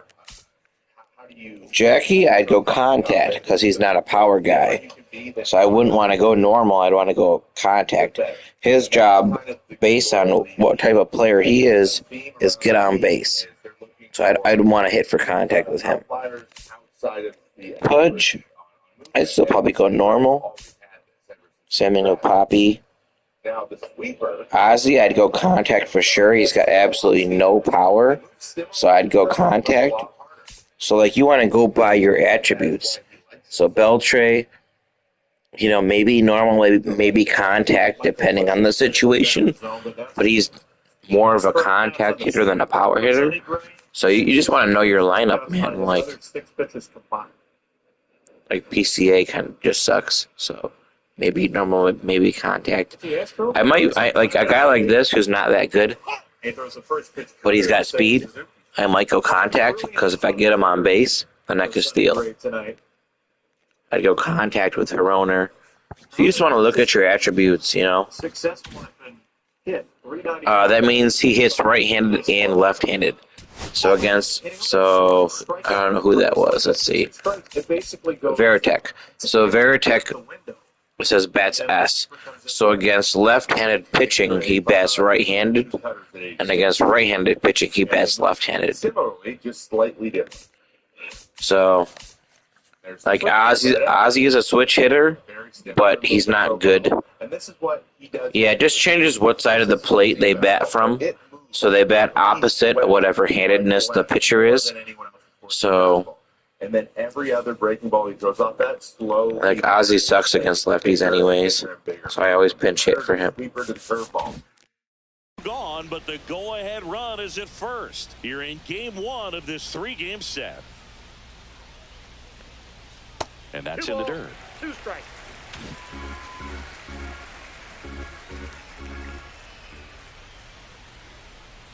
Not close with that one, and the count's full. 3-2, 2 out, runner on first. A lot of movement in the infield. Hitter's got to stay focused on the pitch. That one ripped. And it hits off the monster. Coming home. He'll score easily.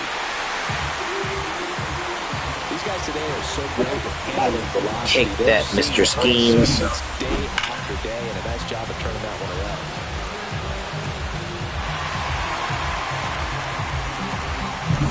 So stepping in for Boston, Willie Mays. One of the stars in the win yesterday as he had 3 hits. Just missed. Red Sox already leading.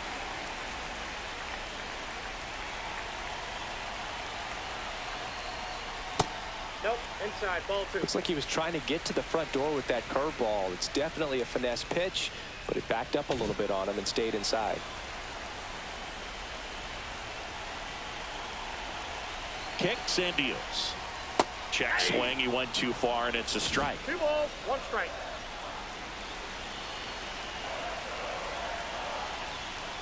Way high. Good pitchers make pitches in big situations, and right here with the middle of the order hitter up, runner in scoring position, he's got to find a way to throw a quality strike. Foul ball there. Runner at second, 2 down.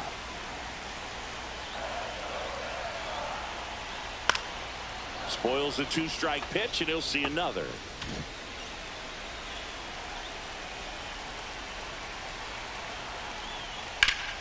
Gets a piece there. We'll do it again.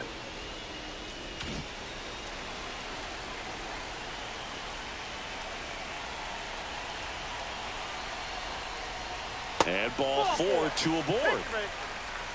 Well, that's a nice job of grinding out that at bat. Saw a lot of pitches and ends up drawing the walk. Very gritty. And now it's going to be Pudge Rodriguez. That misses, and that's ball 1. At this point, the clean inning is over. Got to settle in, focus on the hitter, and get out of it with minimal damage. Hard grounder into the outfield for a nod. Headed for the plate. He'll score. It's an RBI single, and they take a 2-run lead. He was all over that one. Couldn't get any air under it, but he smoked that ball back up the middle. Timing was just perfect. Got great wood on it, and there was just no chance for the infielders with how hard he hit it. Left field. He's got it, and that'll do it. Back here. Be right back.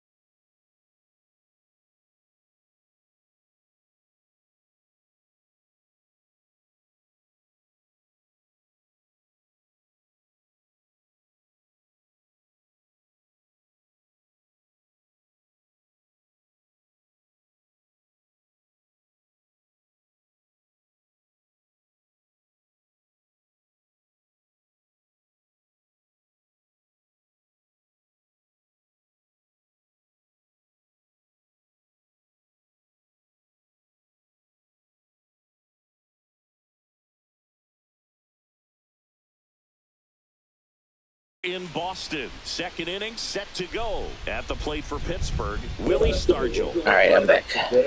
Ball one there. Martinez, 27 years old, and of course has a Cy Young to his credit. There's a strike. Well, it looks like he's wanting to work the upper part of the strike zone. What does that mean? Top hand better be working for the hitters. Adjust that side a little bit. Give yourself a chance to hit. Awkward swing there from the big left-handed hitter. Off balance as well. That just misses, and the count is 2-2. Really good take, especially with 2 strikes.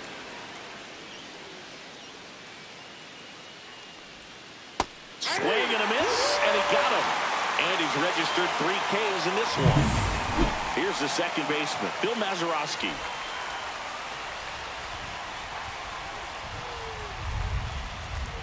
Edge of the zone for a strike. 0-1.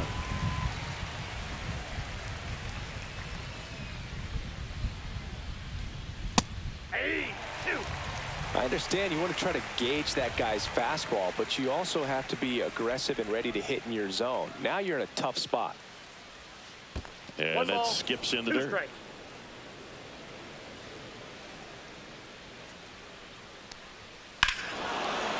Swings here and drives one way back, and you can forget it. That'll fire up the dugout. That's career homer number 149. It's 2-1. There was a sinker up in the zone. It looked like it came out of the pitcher's hand a little bit too early. Doesn't have the velocity that good four-seam fastball does. And at the plate, he didn't miss it.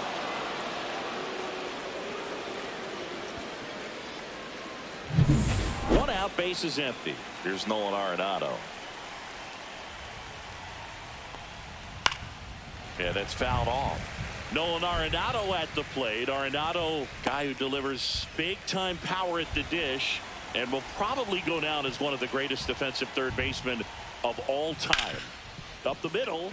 Oh, great grab on the dive. To his knee, the throw. Pretty nice play there.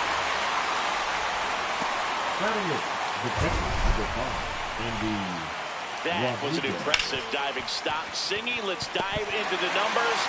Statcast assemble. Yeah, Boog, a really good effort just to get his glove to the ball. He found a way to do it and just produce a strong throw as well. So that right there is a great play all the way around. Just really smooth. Andy Rodriguez, the next Pirate to hit. On the corner for a strike. And speaking of that defense, it's hard to imagine that in high school, Arenado shared the left side of the infield with another elite defender, Matt Chapman at El Toro High School in California. 2 down, base is empty, but 1 run across here at the top of the second. In the air, left field. He's got it, and that'll end the inning. Cannonball coming. And this is now a 2-1 ball game. Back in Boston, and now the catcher comes up to hit. Jason Varitek. And there's a foul ball.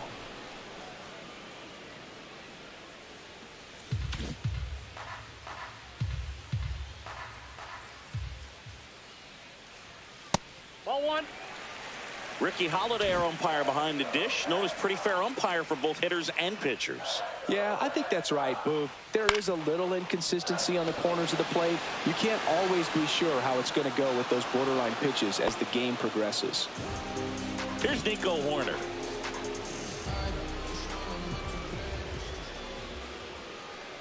What about an umpire's height? How much of a role does that play in your experience and what the strike zone is like? Yeah, I think it pushes the strike zone up a little bit, which, you know, as a former hitter, you like that. You wanted the ball up. You didn't want to have to deal with stuff down in the zone consistently. 1 down, base is empty. That one is blasted. Left field towards the monster. Into the monster seats and gone. A solo shot. And they add a run. It's 3-1.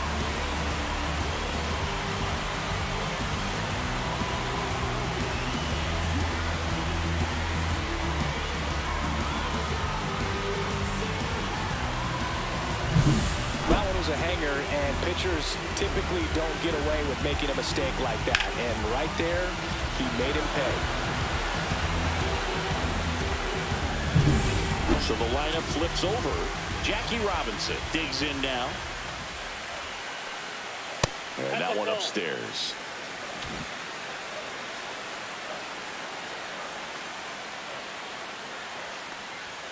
There's the strike. One out, bases empty, and a run in. Bottom half of inning number 2. So a foul ball makes it 1-2.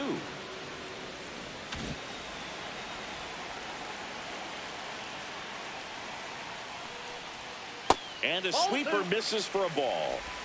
2-2 count.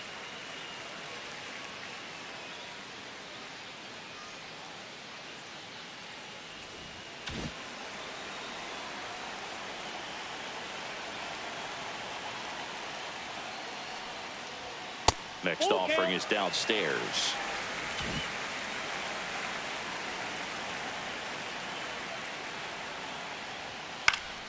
And it's fouled off. They'll do it again. 100 miles an hour, foul that off. That's a good piece of swinging. I won't say hitting because he didn't get a knock, but a good piece of swinging to keep the at bat alive. Swing and a miss. Struck him out. That K is his 3rd of the game. So 2 down now, and here is Hank Aaron. And a curve misses outside, and that is ball 1. That's a ball. Went with the sweeper. After giving up that home run earlier, it just doesn't seem like he wants to challenge him.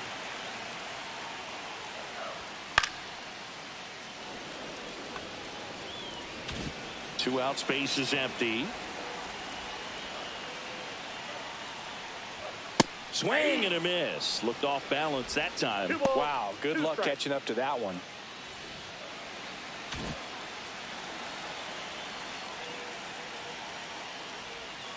Swing and a miss, and he struck him out. He's notched 4 strikeouts now, but the solo shot stretches their lead even further. Welcome back as we take a peek at the starting pitching so far this year. Yeah, you know, I can see that. But he's pitching, so I don't know, kind of scary as a pitcher. He can just hit you with the ball. Back to work. Inside, just missed. Oh, he never moved because he never had time to. But that kind of velocity, you'd prefer that pitcher work away. And a swing and a miss. Well, you got to find a way to catch up to that pitch. Perhaps shorten the swing, eliminate the stride. That one came in hot, but right down the middle, you're saying to yourself, how did I miss that pitch? Yeah, elite talent, though. Like, honestly, I'd love to see him re-sign. I mean, for sure, I'd love to see him on the Red Sox, but I'd love to see him re-sign with Pittsburgh and for them to actually build a team around him, because the Pirates haven't been good since, like, the 70s. Clearly the break was enough to get him to swing through it. That's towards center. Mays has it sized up. Well, I kind of lied. They were good in the 90s, real early 90s. Running out of time before a rain delay is called. This rain is not letting up. Yeah, and if we do get a delay, the unfortunate thing is the clock's going to start ticking on these pitchers, and they won't be able to keep their arms warm forever if it's a long break, and going to have to exit this game a little early. Still, though, I mean, like, they made the playoffs like 15 years ago and haven't done anything since. So, I kind of feel bad for their fans. Swing and a miss, and the count 1-2. I think he was sitting off speed there.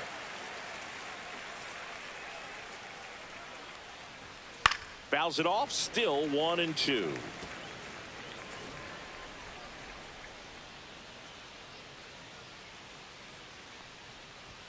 Next offering misses down and away.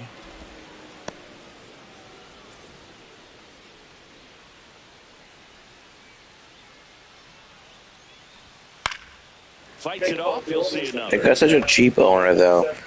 That's the problem with baseball, is some of these owners are so cheap. Like, you want to fill up the stands? You want to sell a lot of merchandise? Win. People like winners. You want to watch winners. Foul ball, Like, another say what 2-2 you want to say upcoming. about the Mets owner, but he spends money because he's trying to win. Dodgers, they spend money. They're trying to win. Red Sox used to spend a lot of money. Now they spend a decent amount of money. Grinding AB right here. But, like, they want to win, but they don't want to spend a ton. They're kind of like in a weird boat. Yankees spend a lot of money. You know, like, then there's some good teams that don't spend a lot of money that can win without spending money, but that's rare. You got the Brewers, the Rays, maybe one more team, maybe Cleveland. I don't know who else I'd put in there, but then a lot of the other teams just like they don't do well. They don't buy free agents. They don't trade for people and sign them to extensions. Did a great job, Boog, of just waiting for the right pitch to come their way, and I'm seeing very patient at-bats out of them. It's not just the 3 runs they've already scored. On top of that, they forced this starter to throw more pitches than he wanted to at this point of the game. Pulls that one foul.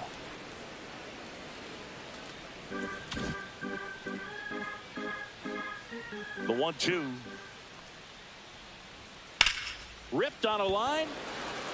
And there's one down. And that pitch count is impactful because if they can keep making it work hard out there, it may force the bullpen to get involved a little sooner rather than later. And that one hammered way back there. Can't get to it as it drops into the corner. In safely with a double, his second of the day. He has had such a good day today. I don't think he's going to want to leave when it's over. Couple of doubles today for the DH. Now at the plate, Willie Mays. He reached on a walk his first time. And a foul ball. One out and a runner at second here in the last half of the third.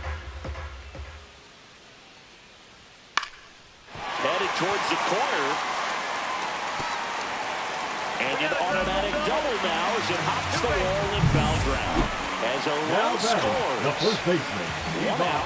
Runner at second. Pudge Rodriguez getting ready to hit. And that's through there for a strike. And it's 0-1. When you're struggling out there on the mound, hitters know that there'll be plenty of opportunities within the at-bat to try to get something to hit hard. In the dirt, blocked. Mays, the runner at second with one away.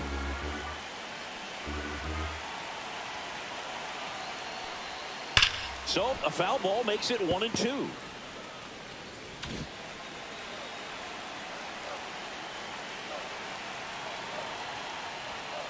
That's ball 2.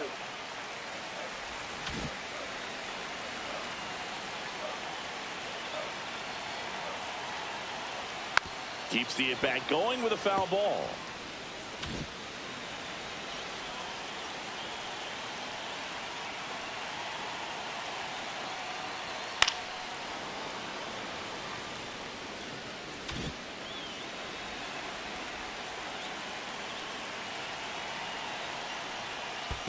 We got a full count. In the dirt.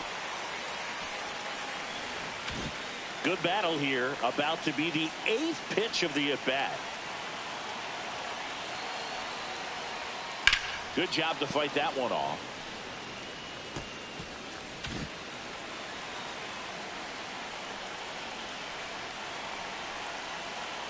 Three-two on the way. Fouled off, and they'll do it again. 5 foul balls in this at-bat so far, and these two are going head-to-head. You can see the crowd. They're starting to get into it a little bit more and more each pitch, even though there hasn't been a ball in play yet. And ball 4, 2 aboard. Now it's the short stop. Ozzie Smith. When you go that deep into it at bat, the hitter usually comes out on top. Maybe expecting a bunt here. Third baseman playing in on the edge of the grass. That one missing inside. This guy absolutely flies. The defense wants to turn too, but they've got to get a ball they can do it with. Make sure you get the first out before you try to rush. No, contact is like you're trying to hit singles and maybe doubles, not trying to hit home runs. Howard is doubles and home runs all the time. Contact is trying to get on base with a single. If he doesn't get a knock right here, that that pitch he just took is going to eat at him for a while. You might not see another pitch like that from a top-level guy like this.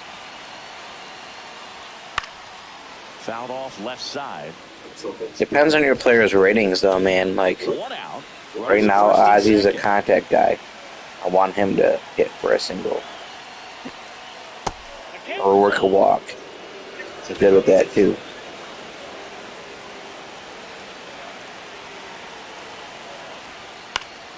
Foul. We'll see another payoff pitch.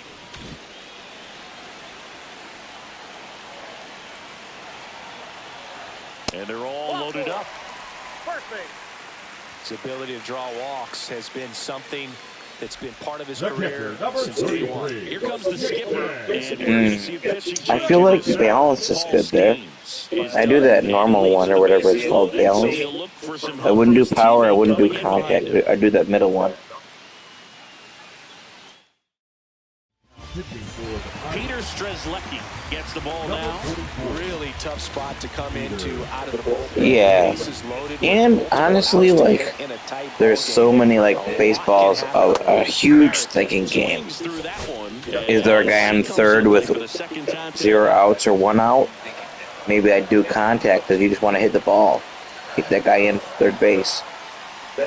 You know, is there nobody out? Is there 2 outs with nobody on base? Maybe you swing for the fences. Maybe you go power then. Depends what the score is. What's the score? How many people are on base? What's the out situation? You have to determine what the exact game situation is. Makes it interesting. That's the chess match of baseball. If I can see it really well at eye level, I can't catch up to that pitch when a pitcher's got this kind of velocity. Like, I would love a single here from Nico would give me 2 runs. So I would take a single. Say a walk would give me 1 run. Home run obviously gives me a grand slam. Gives me 4, but he's not a home run hitter. So I would love a single or a double. A double gets me 3. A single gets me 2 or 1 at least. But, you know, this at bat right here can be a big factor in the outcome. You think about it. There's a chance to really blow this thing open right here. Breaking ball misses down and away. Bases loaded, 2 down.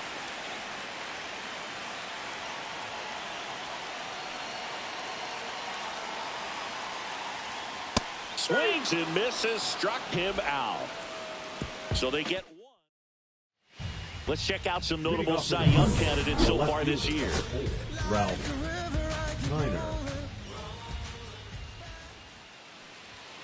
And the first pitch misses for ball 1. You know, these Pirates showing great discipline at the plate, and patience definitely seems to be the name of their game in this one. He's only given up 1 run, but the starter's pitch count is starting to get up there, and that might be the best news yet for this offense.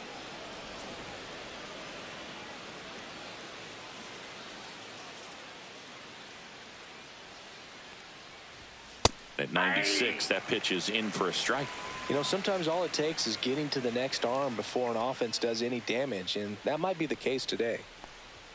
That one off the mark, 3-1. 3 balls, 1 strike.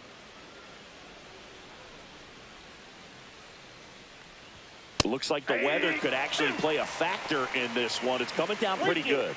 Yeah, it is, and it's not too bad yet, but the field's not going to be able to hold up if the rain gets any worse than this. So keep an eye on the pitcher's mound as well, and the rest of the infield start to puddle up a little bit. Rodriguez should have this one. 1 down. Now batting, the designated hitter, Jason Bay, the next Pirate to hit. He's 0 for 1. And there's a strike on the outside corner. Base is empty, 1 away. Top half of inning number 4. And a base hit up the middle.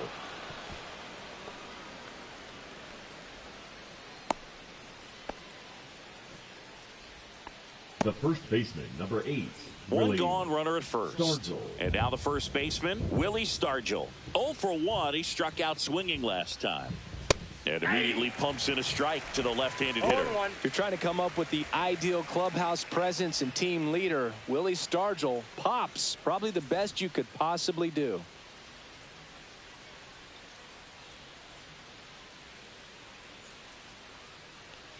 And you talk about Stargell's leadership. I don't think there's ever been a more close-knit team than that Pirates squad of the late 70s. And he was the heart of that team. Remember that team's theme song, Sister Sledge, We Are Family? Stargell brought home the title for the Pirates in 1979, and it was more than just his leadership. Listen, in '79, he won the National League MVP, the NLCS MVP, and the World Series MVP. That's a huge season and one for the ages. And down on strikes he goes, and that's 6 Ks for him in this one. Up next for the Pirates, Bill Mazeroski. He's already homered in this game.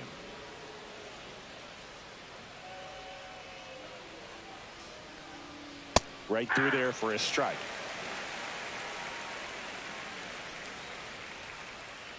Bay off of first with 2 away.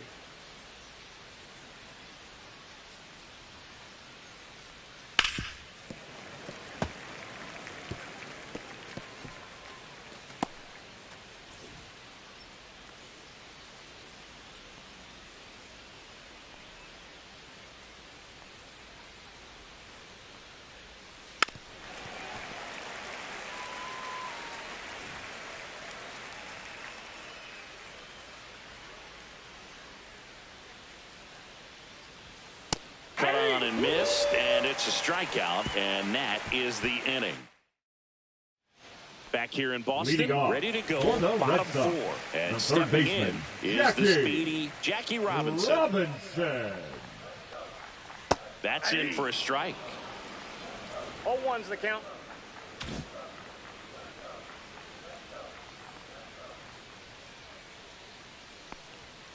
Fastball in the inside corner for a strike. 0-2 count, both pitches on the inside part of the plate. Hitter is thinking, I don't want to get beat here. This is a good time for something off speed away. Just misses with that one. 1 ball, 2 strikes the count.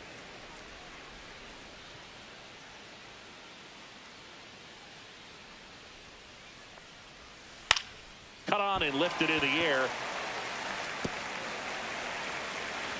The throw into second. Not in time. That's a leadoff double. He quickly went from hitter to base runner. Love when guys make that transition, and he's got speed.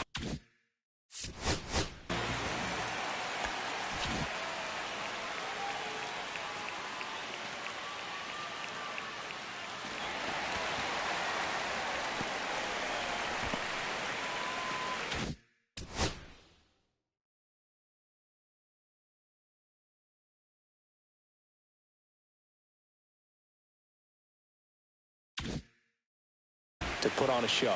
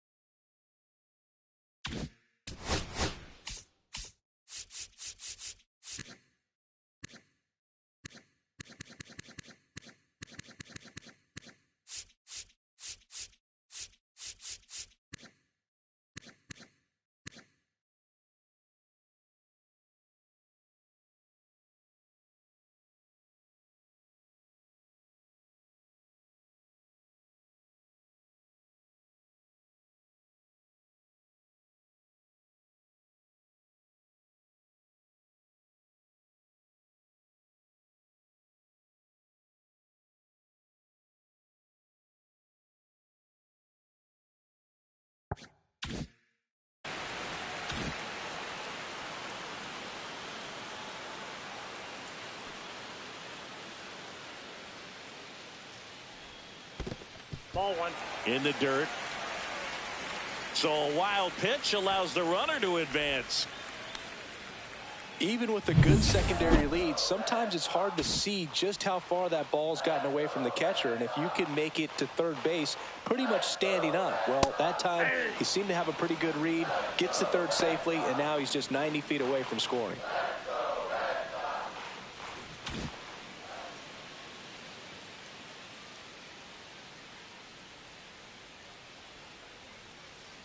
The 1-1. Fair ball. Jackie comes home and he scores. And they lead by 4. The throw to second is offline. Well done. Drives in the run. Solid swing from start to end. On time with everything. Really good balance. Nice extension. And he met it out front for the line drive knock.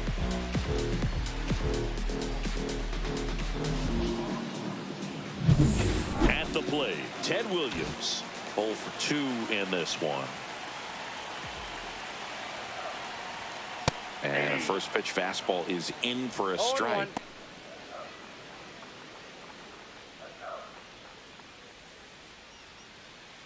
Runner at second, nobody out.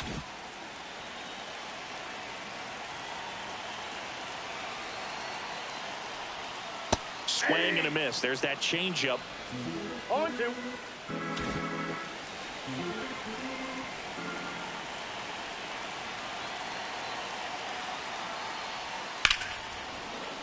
Foul ball left side. He'll see another.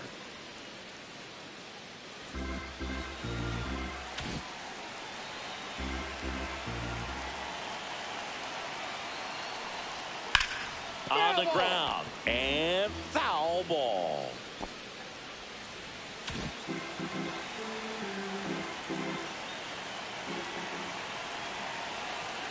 Man at second. Pitch misses. Yeah, I mean, I should have this. 4-run lead, my bullpen's really good. I got maybe the best starting pitcher in the game going. If I lose this game, I deserve to lose.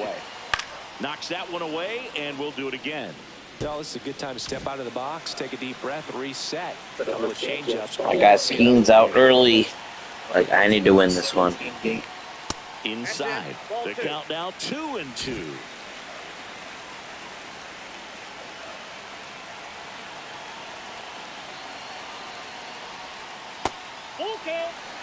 Good slider down and in can be so hard to get on plane with. You're better off taking that pitch. 9th pitch of the at-bat due next. And ball 4, 2 aboard. Well, they didn't give him anything to hit, and now with runners on first and second, they've set up a double play opportunity. So not a terrible result. Manny Ramirez up next for the Red Sox.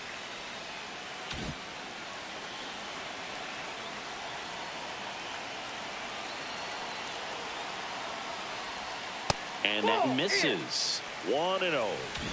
Traffic on the bases with one already in. We're here in the bottom of the 4th. Turned on, but that's foul down the third baseline.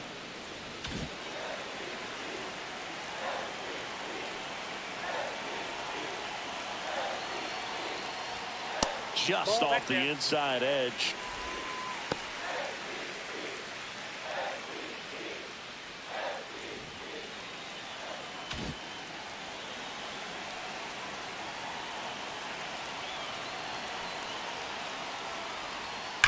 In the air, right field. Reynolds on the run.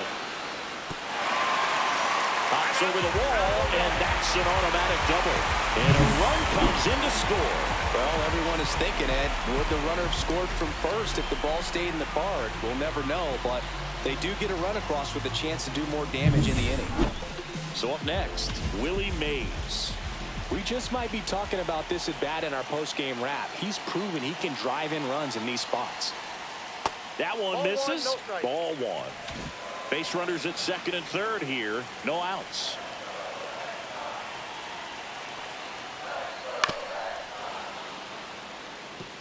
Well, he knows they don't want to give him anything to hit, but when you've got opportunities to drive in runs, you've got to expand the zone. He's capable of going out there and doing damage with it. Up and in, and it's 2-1.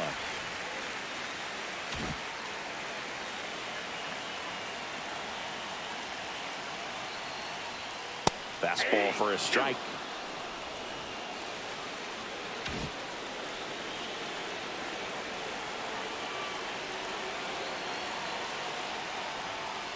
He goes down looking.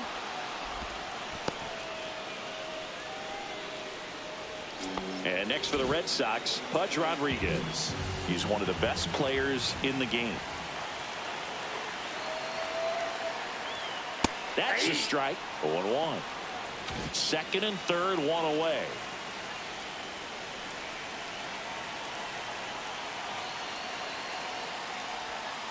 Swing and a liner foul off to the right.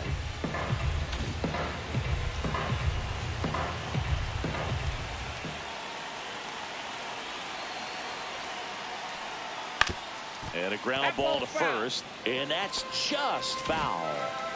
Second and third here, one away.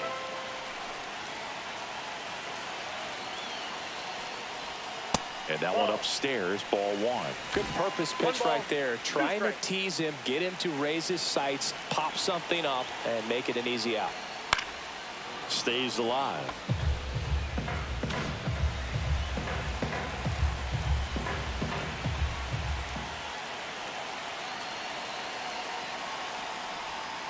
Strike three, and that's two in a row. Well, I'm not sure what he was waiting on right there. On the mound now for the Pirates, Ryan Barucki. He doesn't get a lot of strikeouts compared to other relievers, so he relies on getting that soft contact and the defense doing the work behind him. They'll have to be on their toes with him on the bump. Ozzie Smith up next for the Red Sox. Saying you talk about a guy that has all the skills. The range is really good, but the arm just stands out, and he makes all the plays. And because of that big power arm, he's able to play a little bit deeper, make throws from the outfield grass all the way across the diamond, and still get a pretty good runner. That's impressive.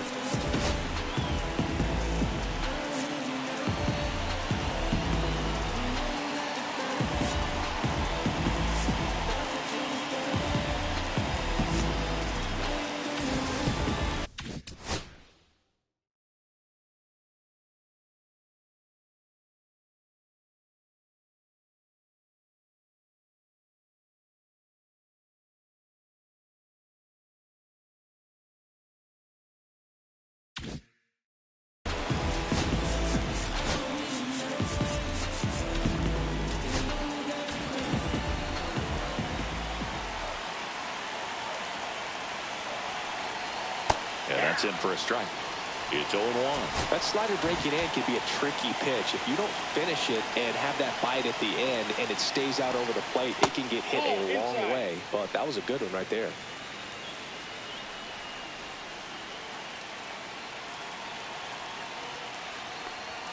The shortstop takes the ball. It's a big opportunity right here, but I love the way he's slowing the game down. He's shrinking his zone, making sure he gets the pitch that he wants to hit.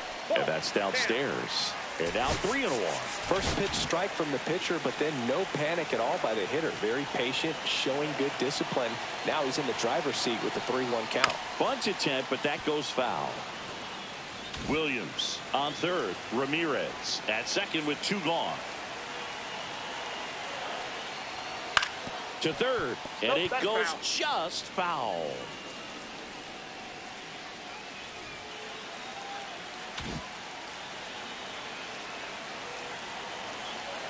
Two on, two outs, and that'll load the bases. Second walk of the game for him, and he's been really patient at the plate. The game plan that he's sticking to, he's just not going outside of what he's looking for up there. And now it's the catcher for the Red Sox, Jason Varitek.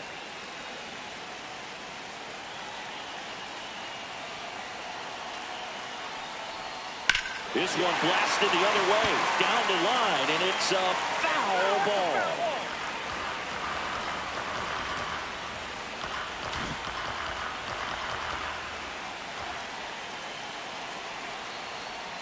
Check swing, did he go? Yes, he did.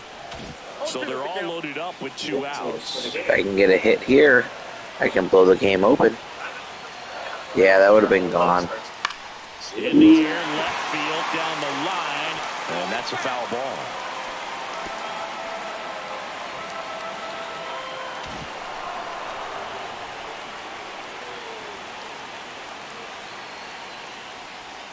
And 1-2. 1 ball, 2 strikes to count.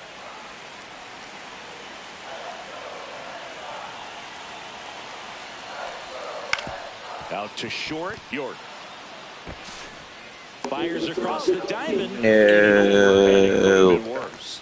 2 runs in the... Back here at the ballpark, let's check out the latest news from around the league.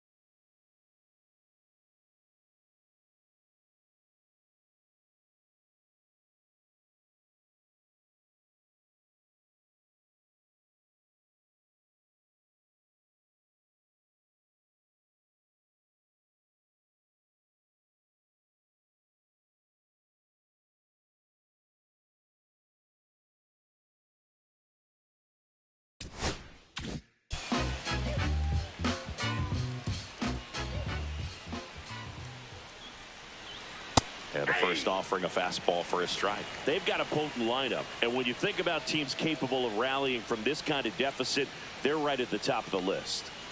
And that one sliced foul.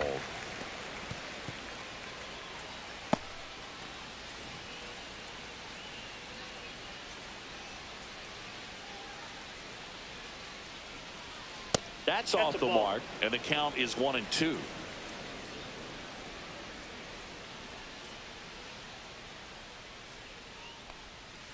Fans another, and that's 3 straight strikeouts. Andy Rodriguez, the next Pirate to hit. Fly to left his first time. That's in there. The offense needs to start showing some fight against this starter. He's doing his thing out there. They're going to have to push back at some point and make him work a little bit harder. Next pitch off the plate, and it's 1-1.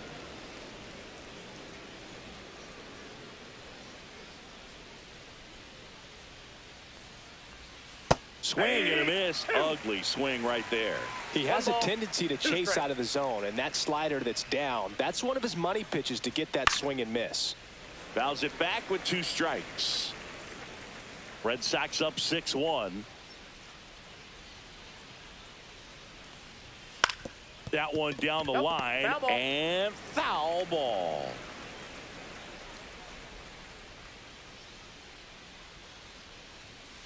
That's a ball. 2 balls, 2 strikes.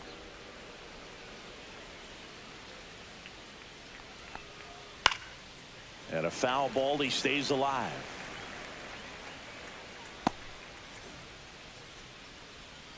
Eighth pitch of the at-bat coming up. The next offering misses, and that's ball 3.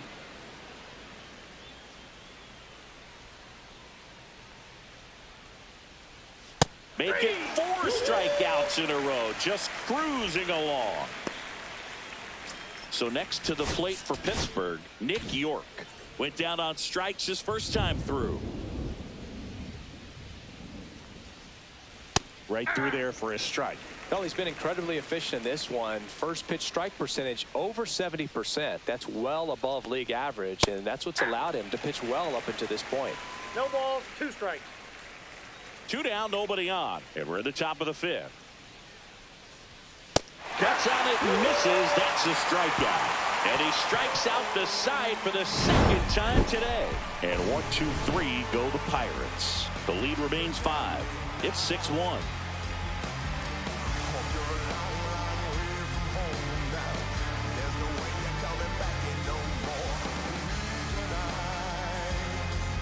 Back now at Fenway. Now it's the second baseman, Nico Hoerner.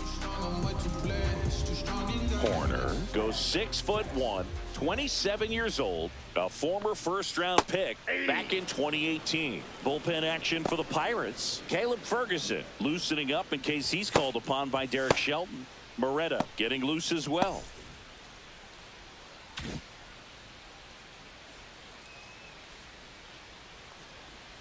On the ground to third. And a quick out, number 1. Now batting, the third baseman, Jackie Robinson. So digging in, Jackie Robinson.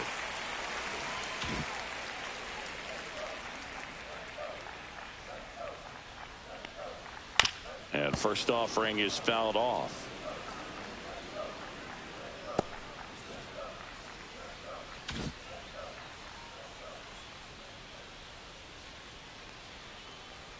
And that one missing low.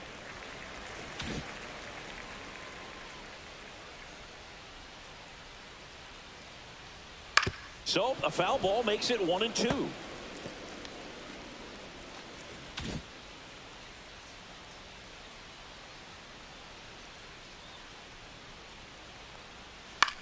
Popped up. Mazeroski makes his way towards it, brings it in with a nice running grab. 2 down. 2 outs, base is empty. Hank Aaron up next for the Red Sox. Foul ball.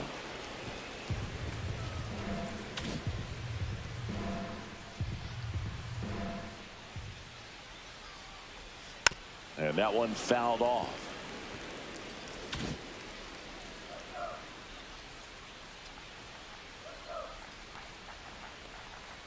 That missed by a lot. Now 1-2.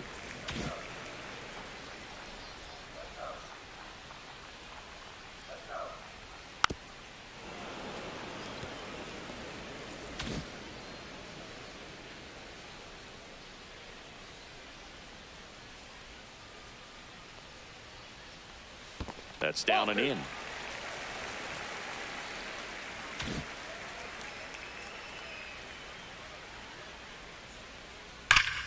Battling here as he fouls it away.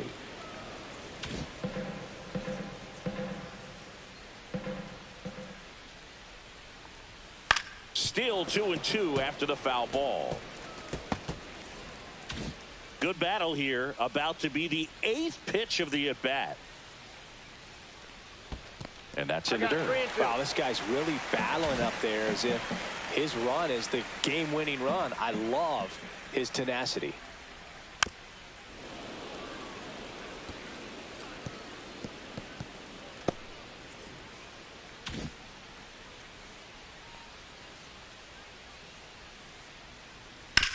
And he grounds one back up the middle. What a stop. Gathers and throws. What a play. Inning over.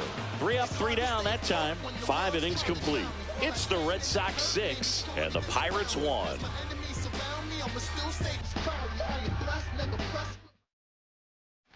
Welcome back as we take a look at how today's starting pitchers have fared so far. Clemente.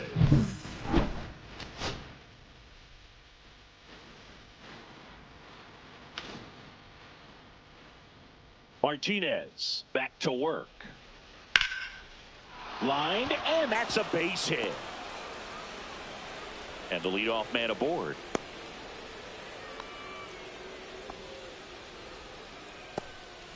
Brian Reynolds will hit next.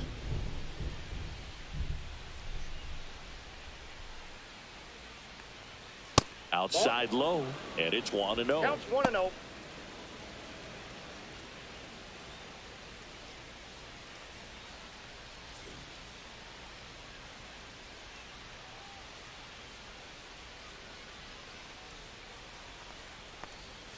And that one is in for a strike. Nobody out, runner at first.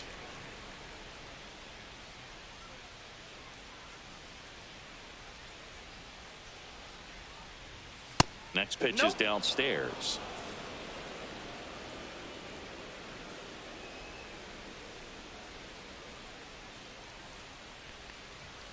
That one pushed foul, out of play off to the left.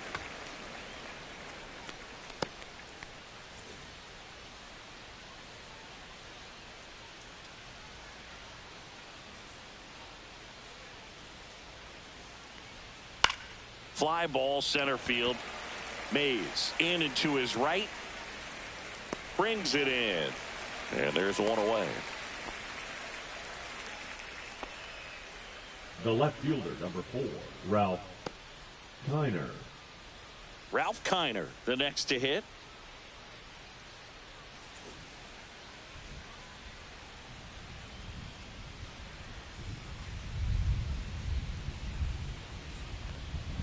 First pitch doesn't find the zone. Clemente, the base runner at first with one out. And that drops in for a strike.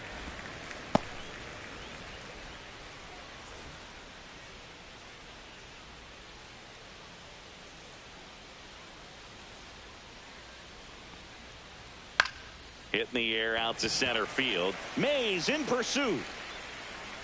Puts it away for the out. That's just a really nice catch on the run right there. He's saved extra bases for sure. If the pitcher's his friend, he'll give him a second to catch his breath before he's ready to deal the next pitch. So a man aboard, Jason Bay, the next Pirate to hit. 1 for 2.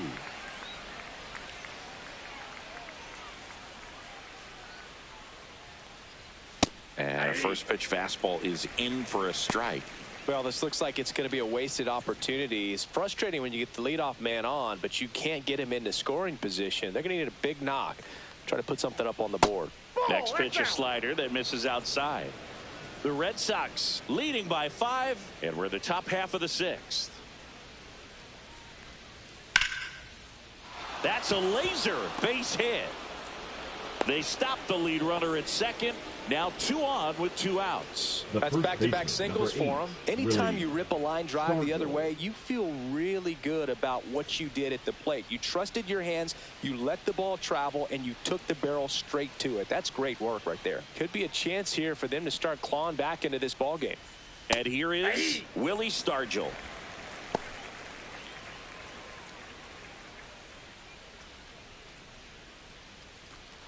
Two aboard, 2 outs.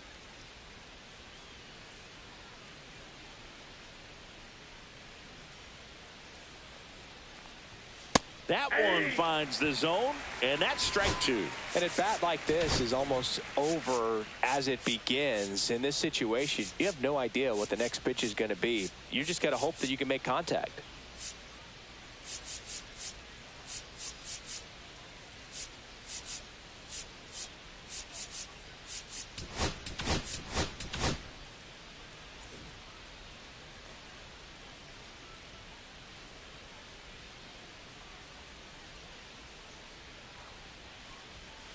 Ground ball right side.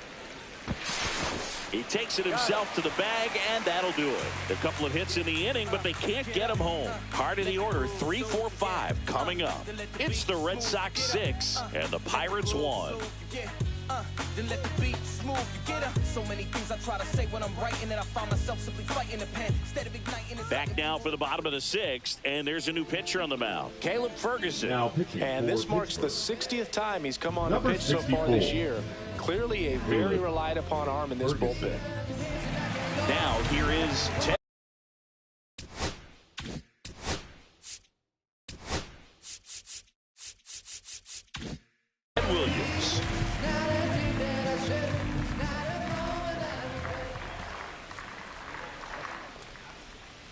That's in there. That's strike one. Really good cutter that he's able to front door and back door. That pitch is devastating.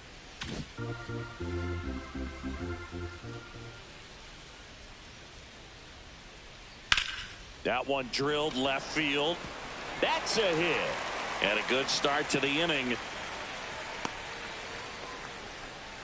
Everything came together for him. Now Showed a batting, willingness to the drive that designated pitch the hitter, opposite Manny. way. Didn't get jumpy, didn't try to pull the ball. He let it get deep, took the barrel right to it, and then extended through the swing for the line drive base hit.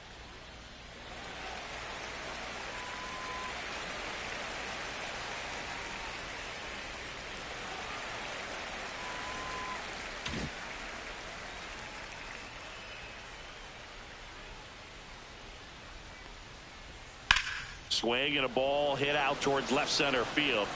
And there's one down.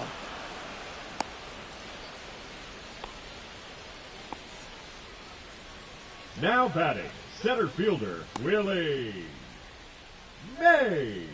So up next, Willie Mays. This guy with big power and an elite defender.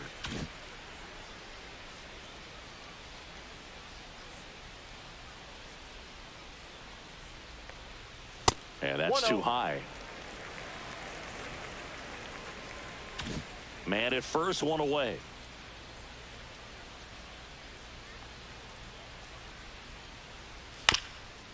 Chopped left side. And that's just foul.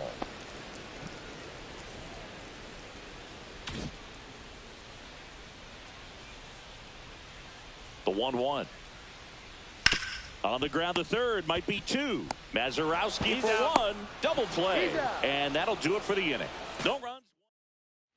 Back here at Fenway, we go to the top of the seventh. And the batter now, Bill Mazeroski.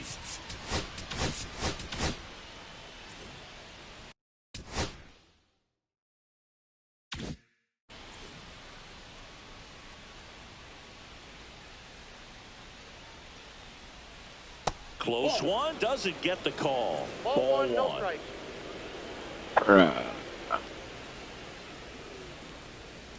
And that's outside.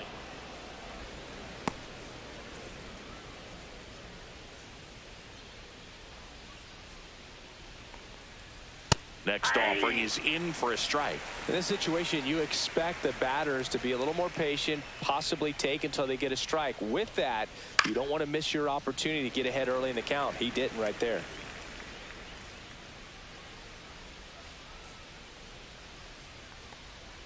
Up and in. 3-2 down.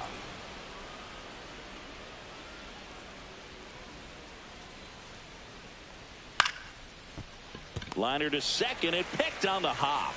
Throw over to Rodriguez. That's the first out at the top of the seventh. Here's Nolan Arenado.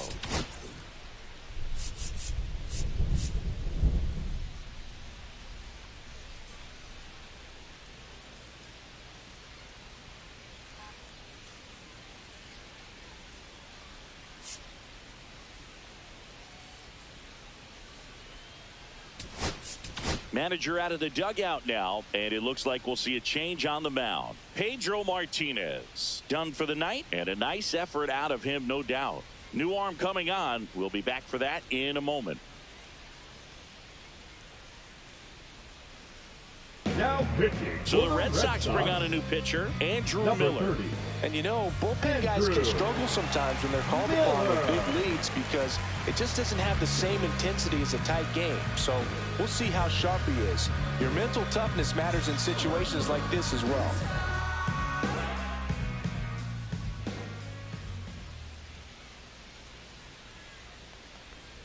In there for strike one. Movement in the bullpen. Raleigh Fingers, a right-hander with big strikeout stuff, is getting it fired up. That's down and in. A slider missed.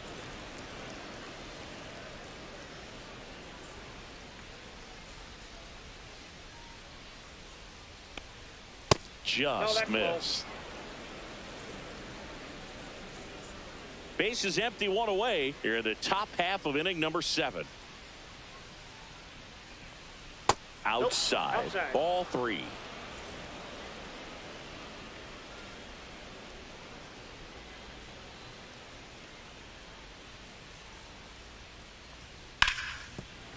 And that's a fair ball. Now he'll turn for second. The throw in. And he'll reach second with one away. Well, that was one of those high percentage advantage counts where batting averages are just so much higher. I know that was a ground ball, but it was absolutely hammered through the infield. That's not one you're excited to get in front of if you're an infielder. You know they used to say, charge it. Crazy.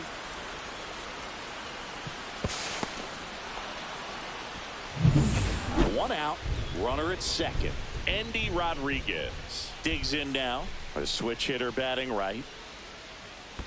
That's a ball. Squirts away a little bit.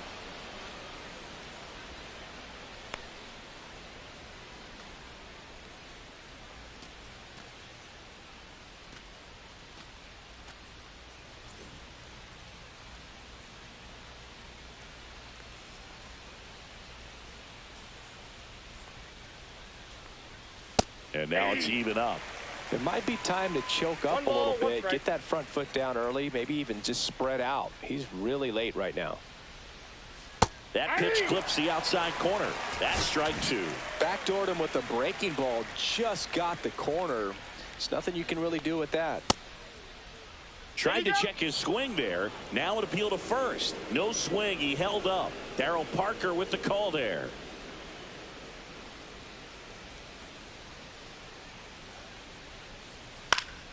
Gets a piece and stays alive.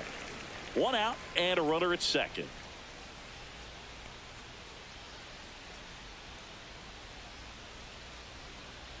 Swing and a miss. And he's down on strikes. And now two gone. Nick York, the next Pirate to hit, who's 0 for 2 with a pair of strikeouts. That one finds the zone, and that's strike one. Two outs. And one in scoring position. Strike two. No ball, 2 strikes.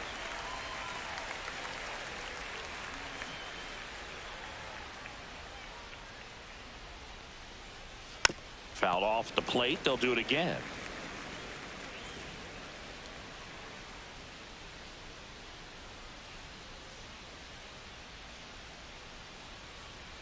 And the 0-2. That one ball, way inside. 2 strikes.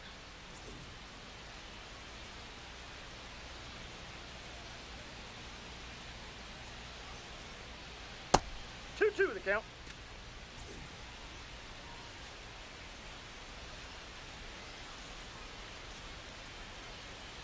2-2 now. And they'll do it again. Arenado at second with 2 down.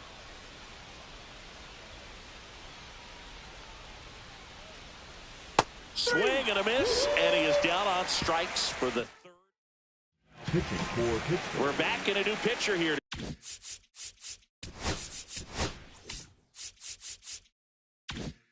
To start the bottom of the 7th, Colin Holderman. Well, he struggled quite a bit, so this is another opportunity to get on the right track. He's given up more than 1 hit per inning pitch so far this season.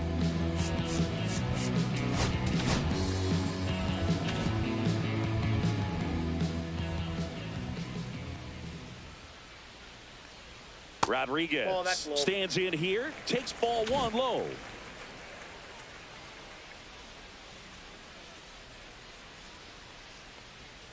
Swing and a miss, and he chases that one in the dirt. 1-1.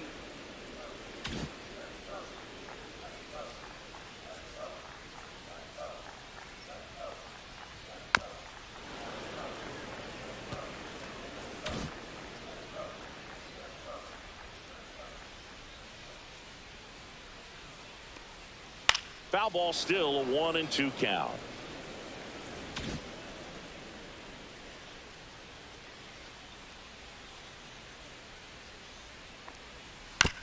On the ground to first, and he handles it himself for the out. So digging in, Ozzie Smith. Maybe expecting a bunt here. Third baseman playing in on the edge of the grass. Outside low, and that's ball 1. Action in the pen down there.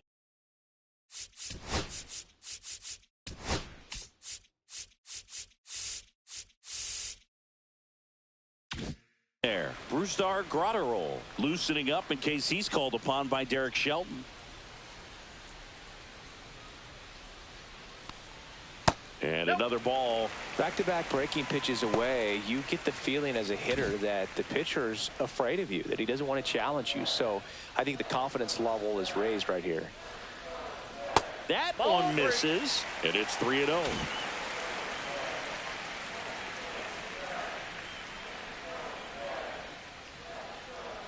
And he walked him. Well, a good day for the on-base percentage right there. Walk number 3, and the free bags keep on coming. You down with OBP, Boog?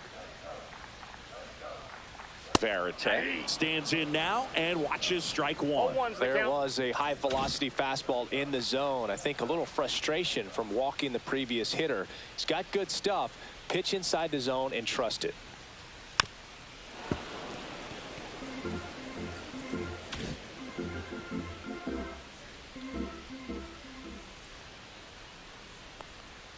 Swing and a miss. Struck him out.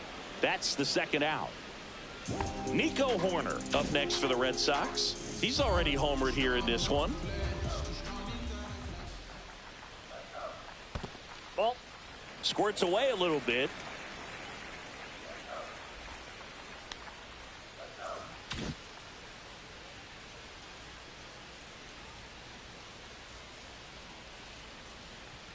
That's in there, and the count 1-1.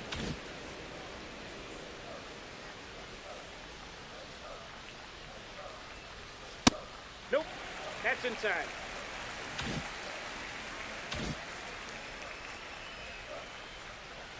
Runner! Here's the pitch. Runner on the go. Fouls one off. 2-2.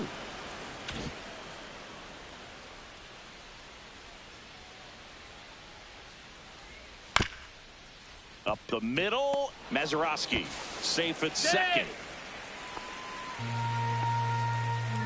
Jumpers like that can be tough plays. There's a lot of spin on the ball, so the bounces aren't always as predictable, and clearly that one messed him up. He couldn't get a glove on it, so certainly not too hard to handle, but he just didn't make the play. First.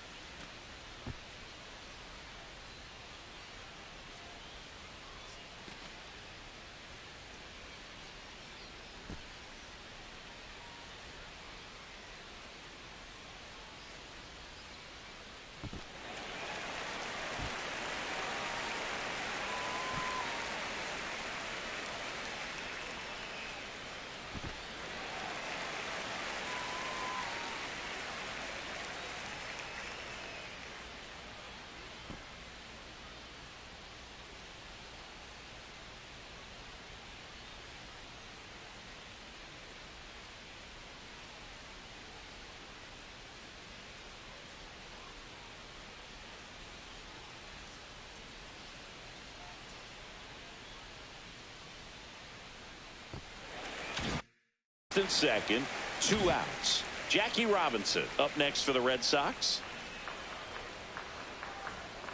Pop foul out of play off to the right.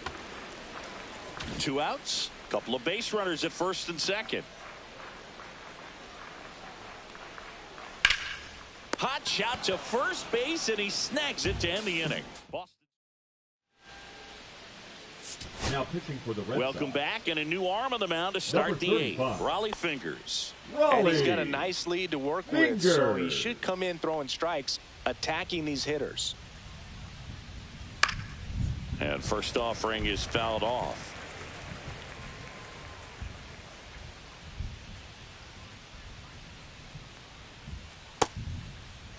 Started after it, tried to hold up. Now a look to first, did not go.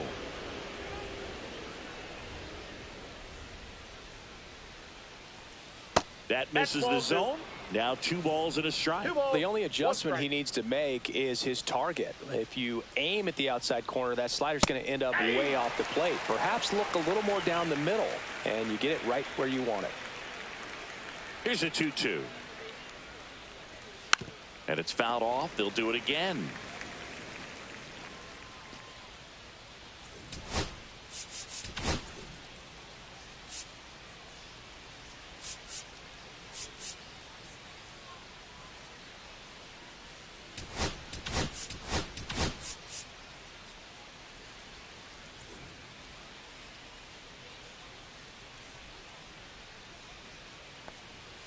Got him. And that's the first out. So the bullpen doing a nice job backing up the effort.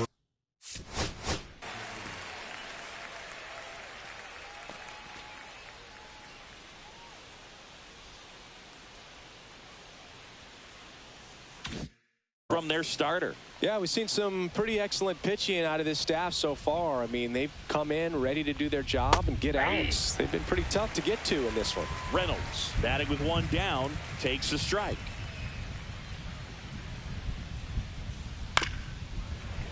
Fought off foul. The Red Sox leading by 5, and we're in the top of the 8th. Foul ball. It stays 0-2.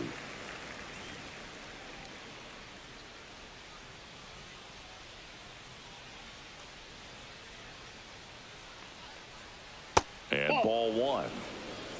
1 ball, 2 strikes to count.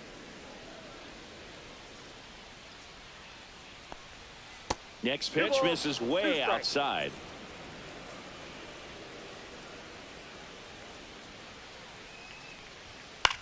Swing and a fly ball in the air out towards right center field. Corner makes the grab, and there's 2 gone. Yeah, that's a tough play for the infielder, ranging back into the outfield. There's part of him that's saying, hey, where you at, outfielder? Call me off. But he stayed focused and made a nice catch right there. Kiner, the next to hit, takes outside. And a breaking ball misses outside. He hasn't wanted to challenge him. Both of those pitches off the plate away. Don't expect anything down the heart of the plate. You may just have to be patient and take your walk here. And it finds its way through for a hit. And that extends the inning. Now batting. Next is the designated hitter, Jason Bay.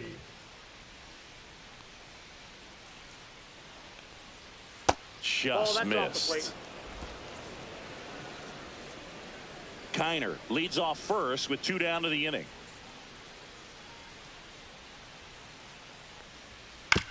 Grounds 1 to short. Tosses to first, and that is the inning. 1 left for Pittsburgh. They trail it 6-1. On to the bottom of the 8th. Now it's the right fielder, Hank Aaron. Number 84, Brusar Rothero.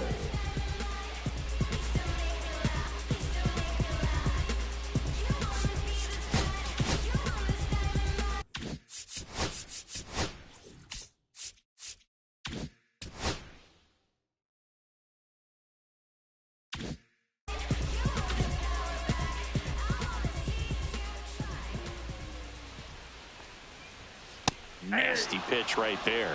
That's strike 1. Grotterol in his 6th season. He features a sinker, a slider, a cutter, and he works in a 4-seamer. On the ground, right side. 1 gone to the bottom of the 8th. Now the left fielder, Ted Williams.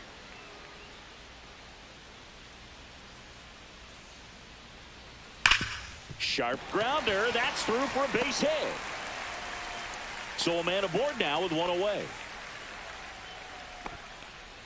Manny Ramirez now at the plate. Now running at first for the Red Sox. Number 52, Pete Crow Armstrong. Hit on the ground, might be 2. Slings to first in time. Good late bite on that slider. Got the hitter out in front, rolled over on it. Exactly what he was supposed to do. So 2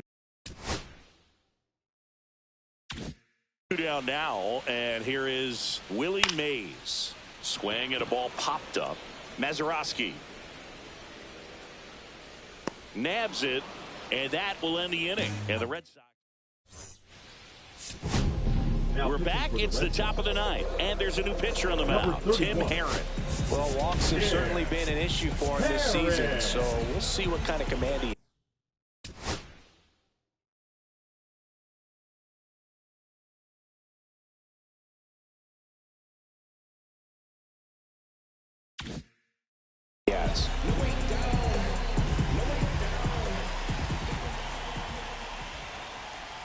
Stargell in the box now. No balls and a strike.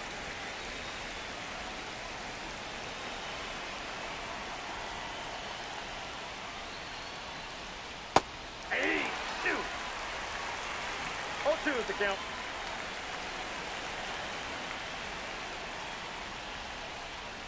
Outside with a breaking ball.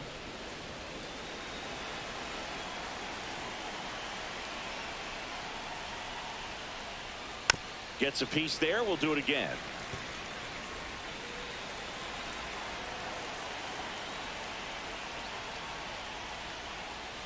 And a breaking ball misses outside.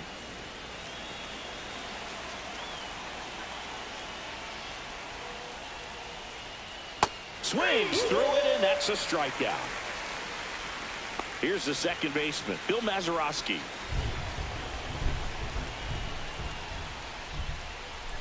That's in for a strike on the outside corner, and it's 0-1.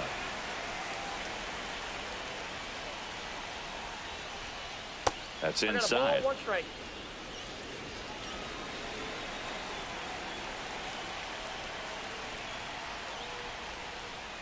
Slice to right, and foul ball.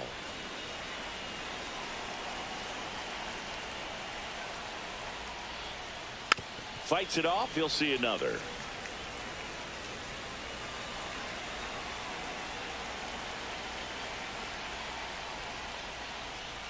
And that one almost hit him. Straighten him up a little bit.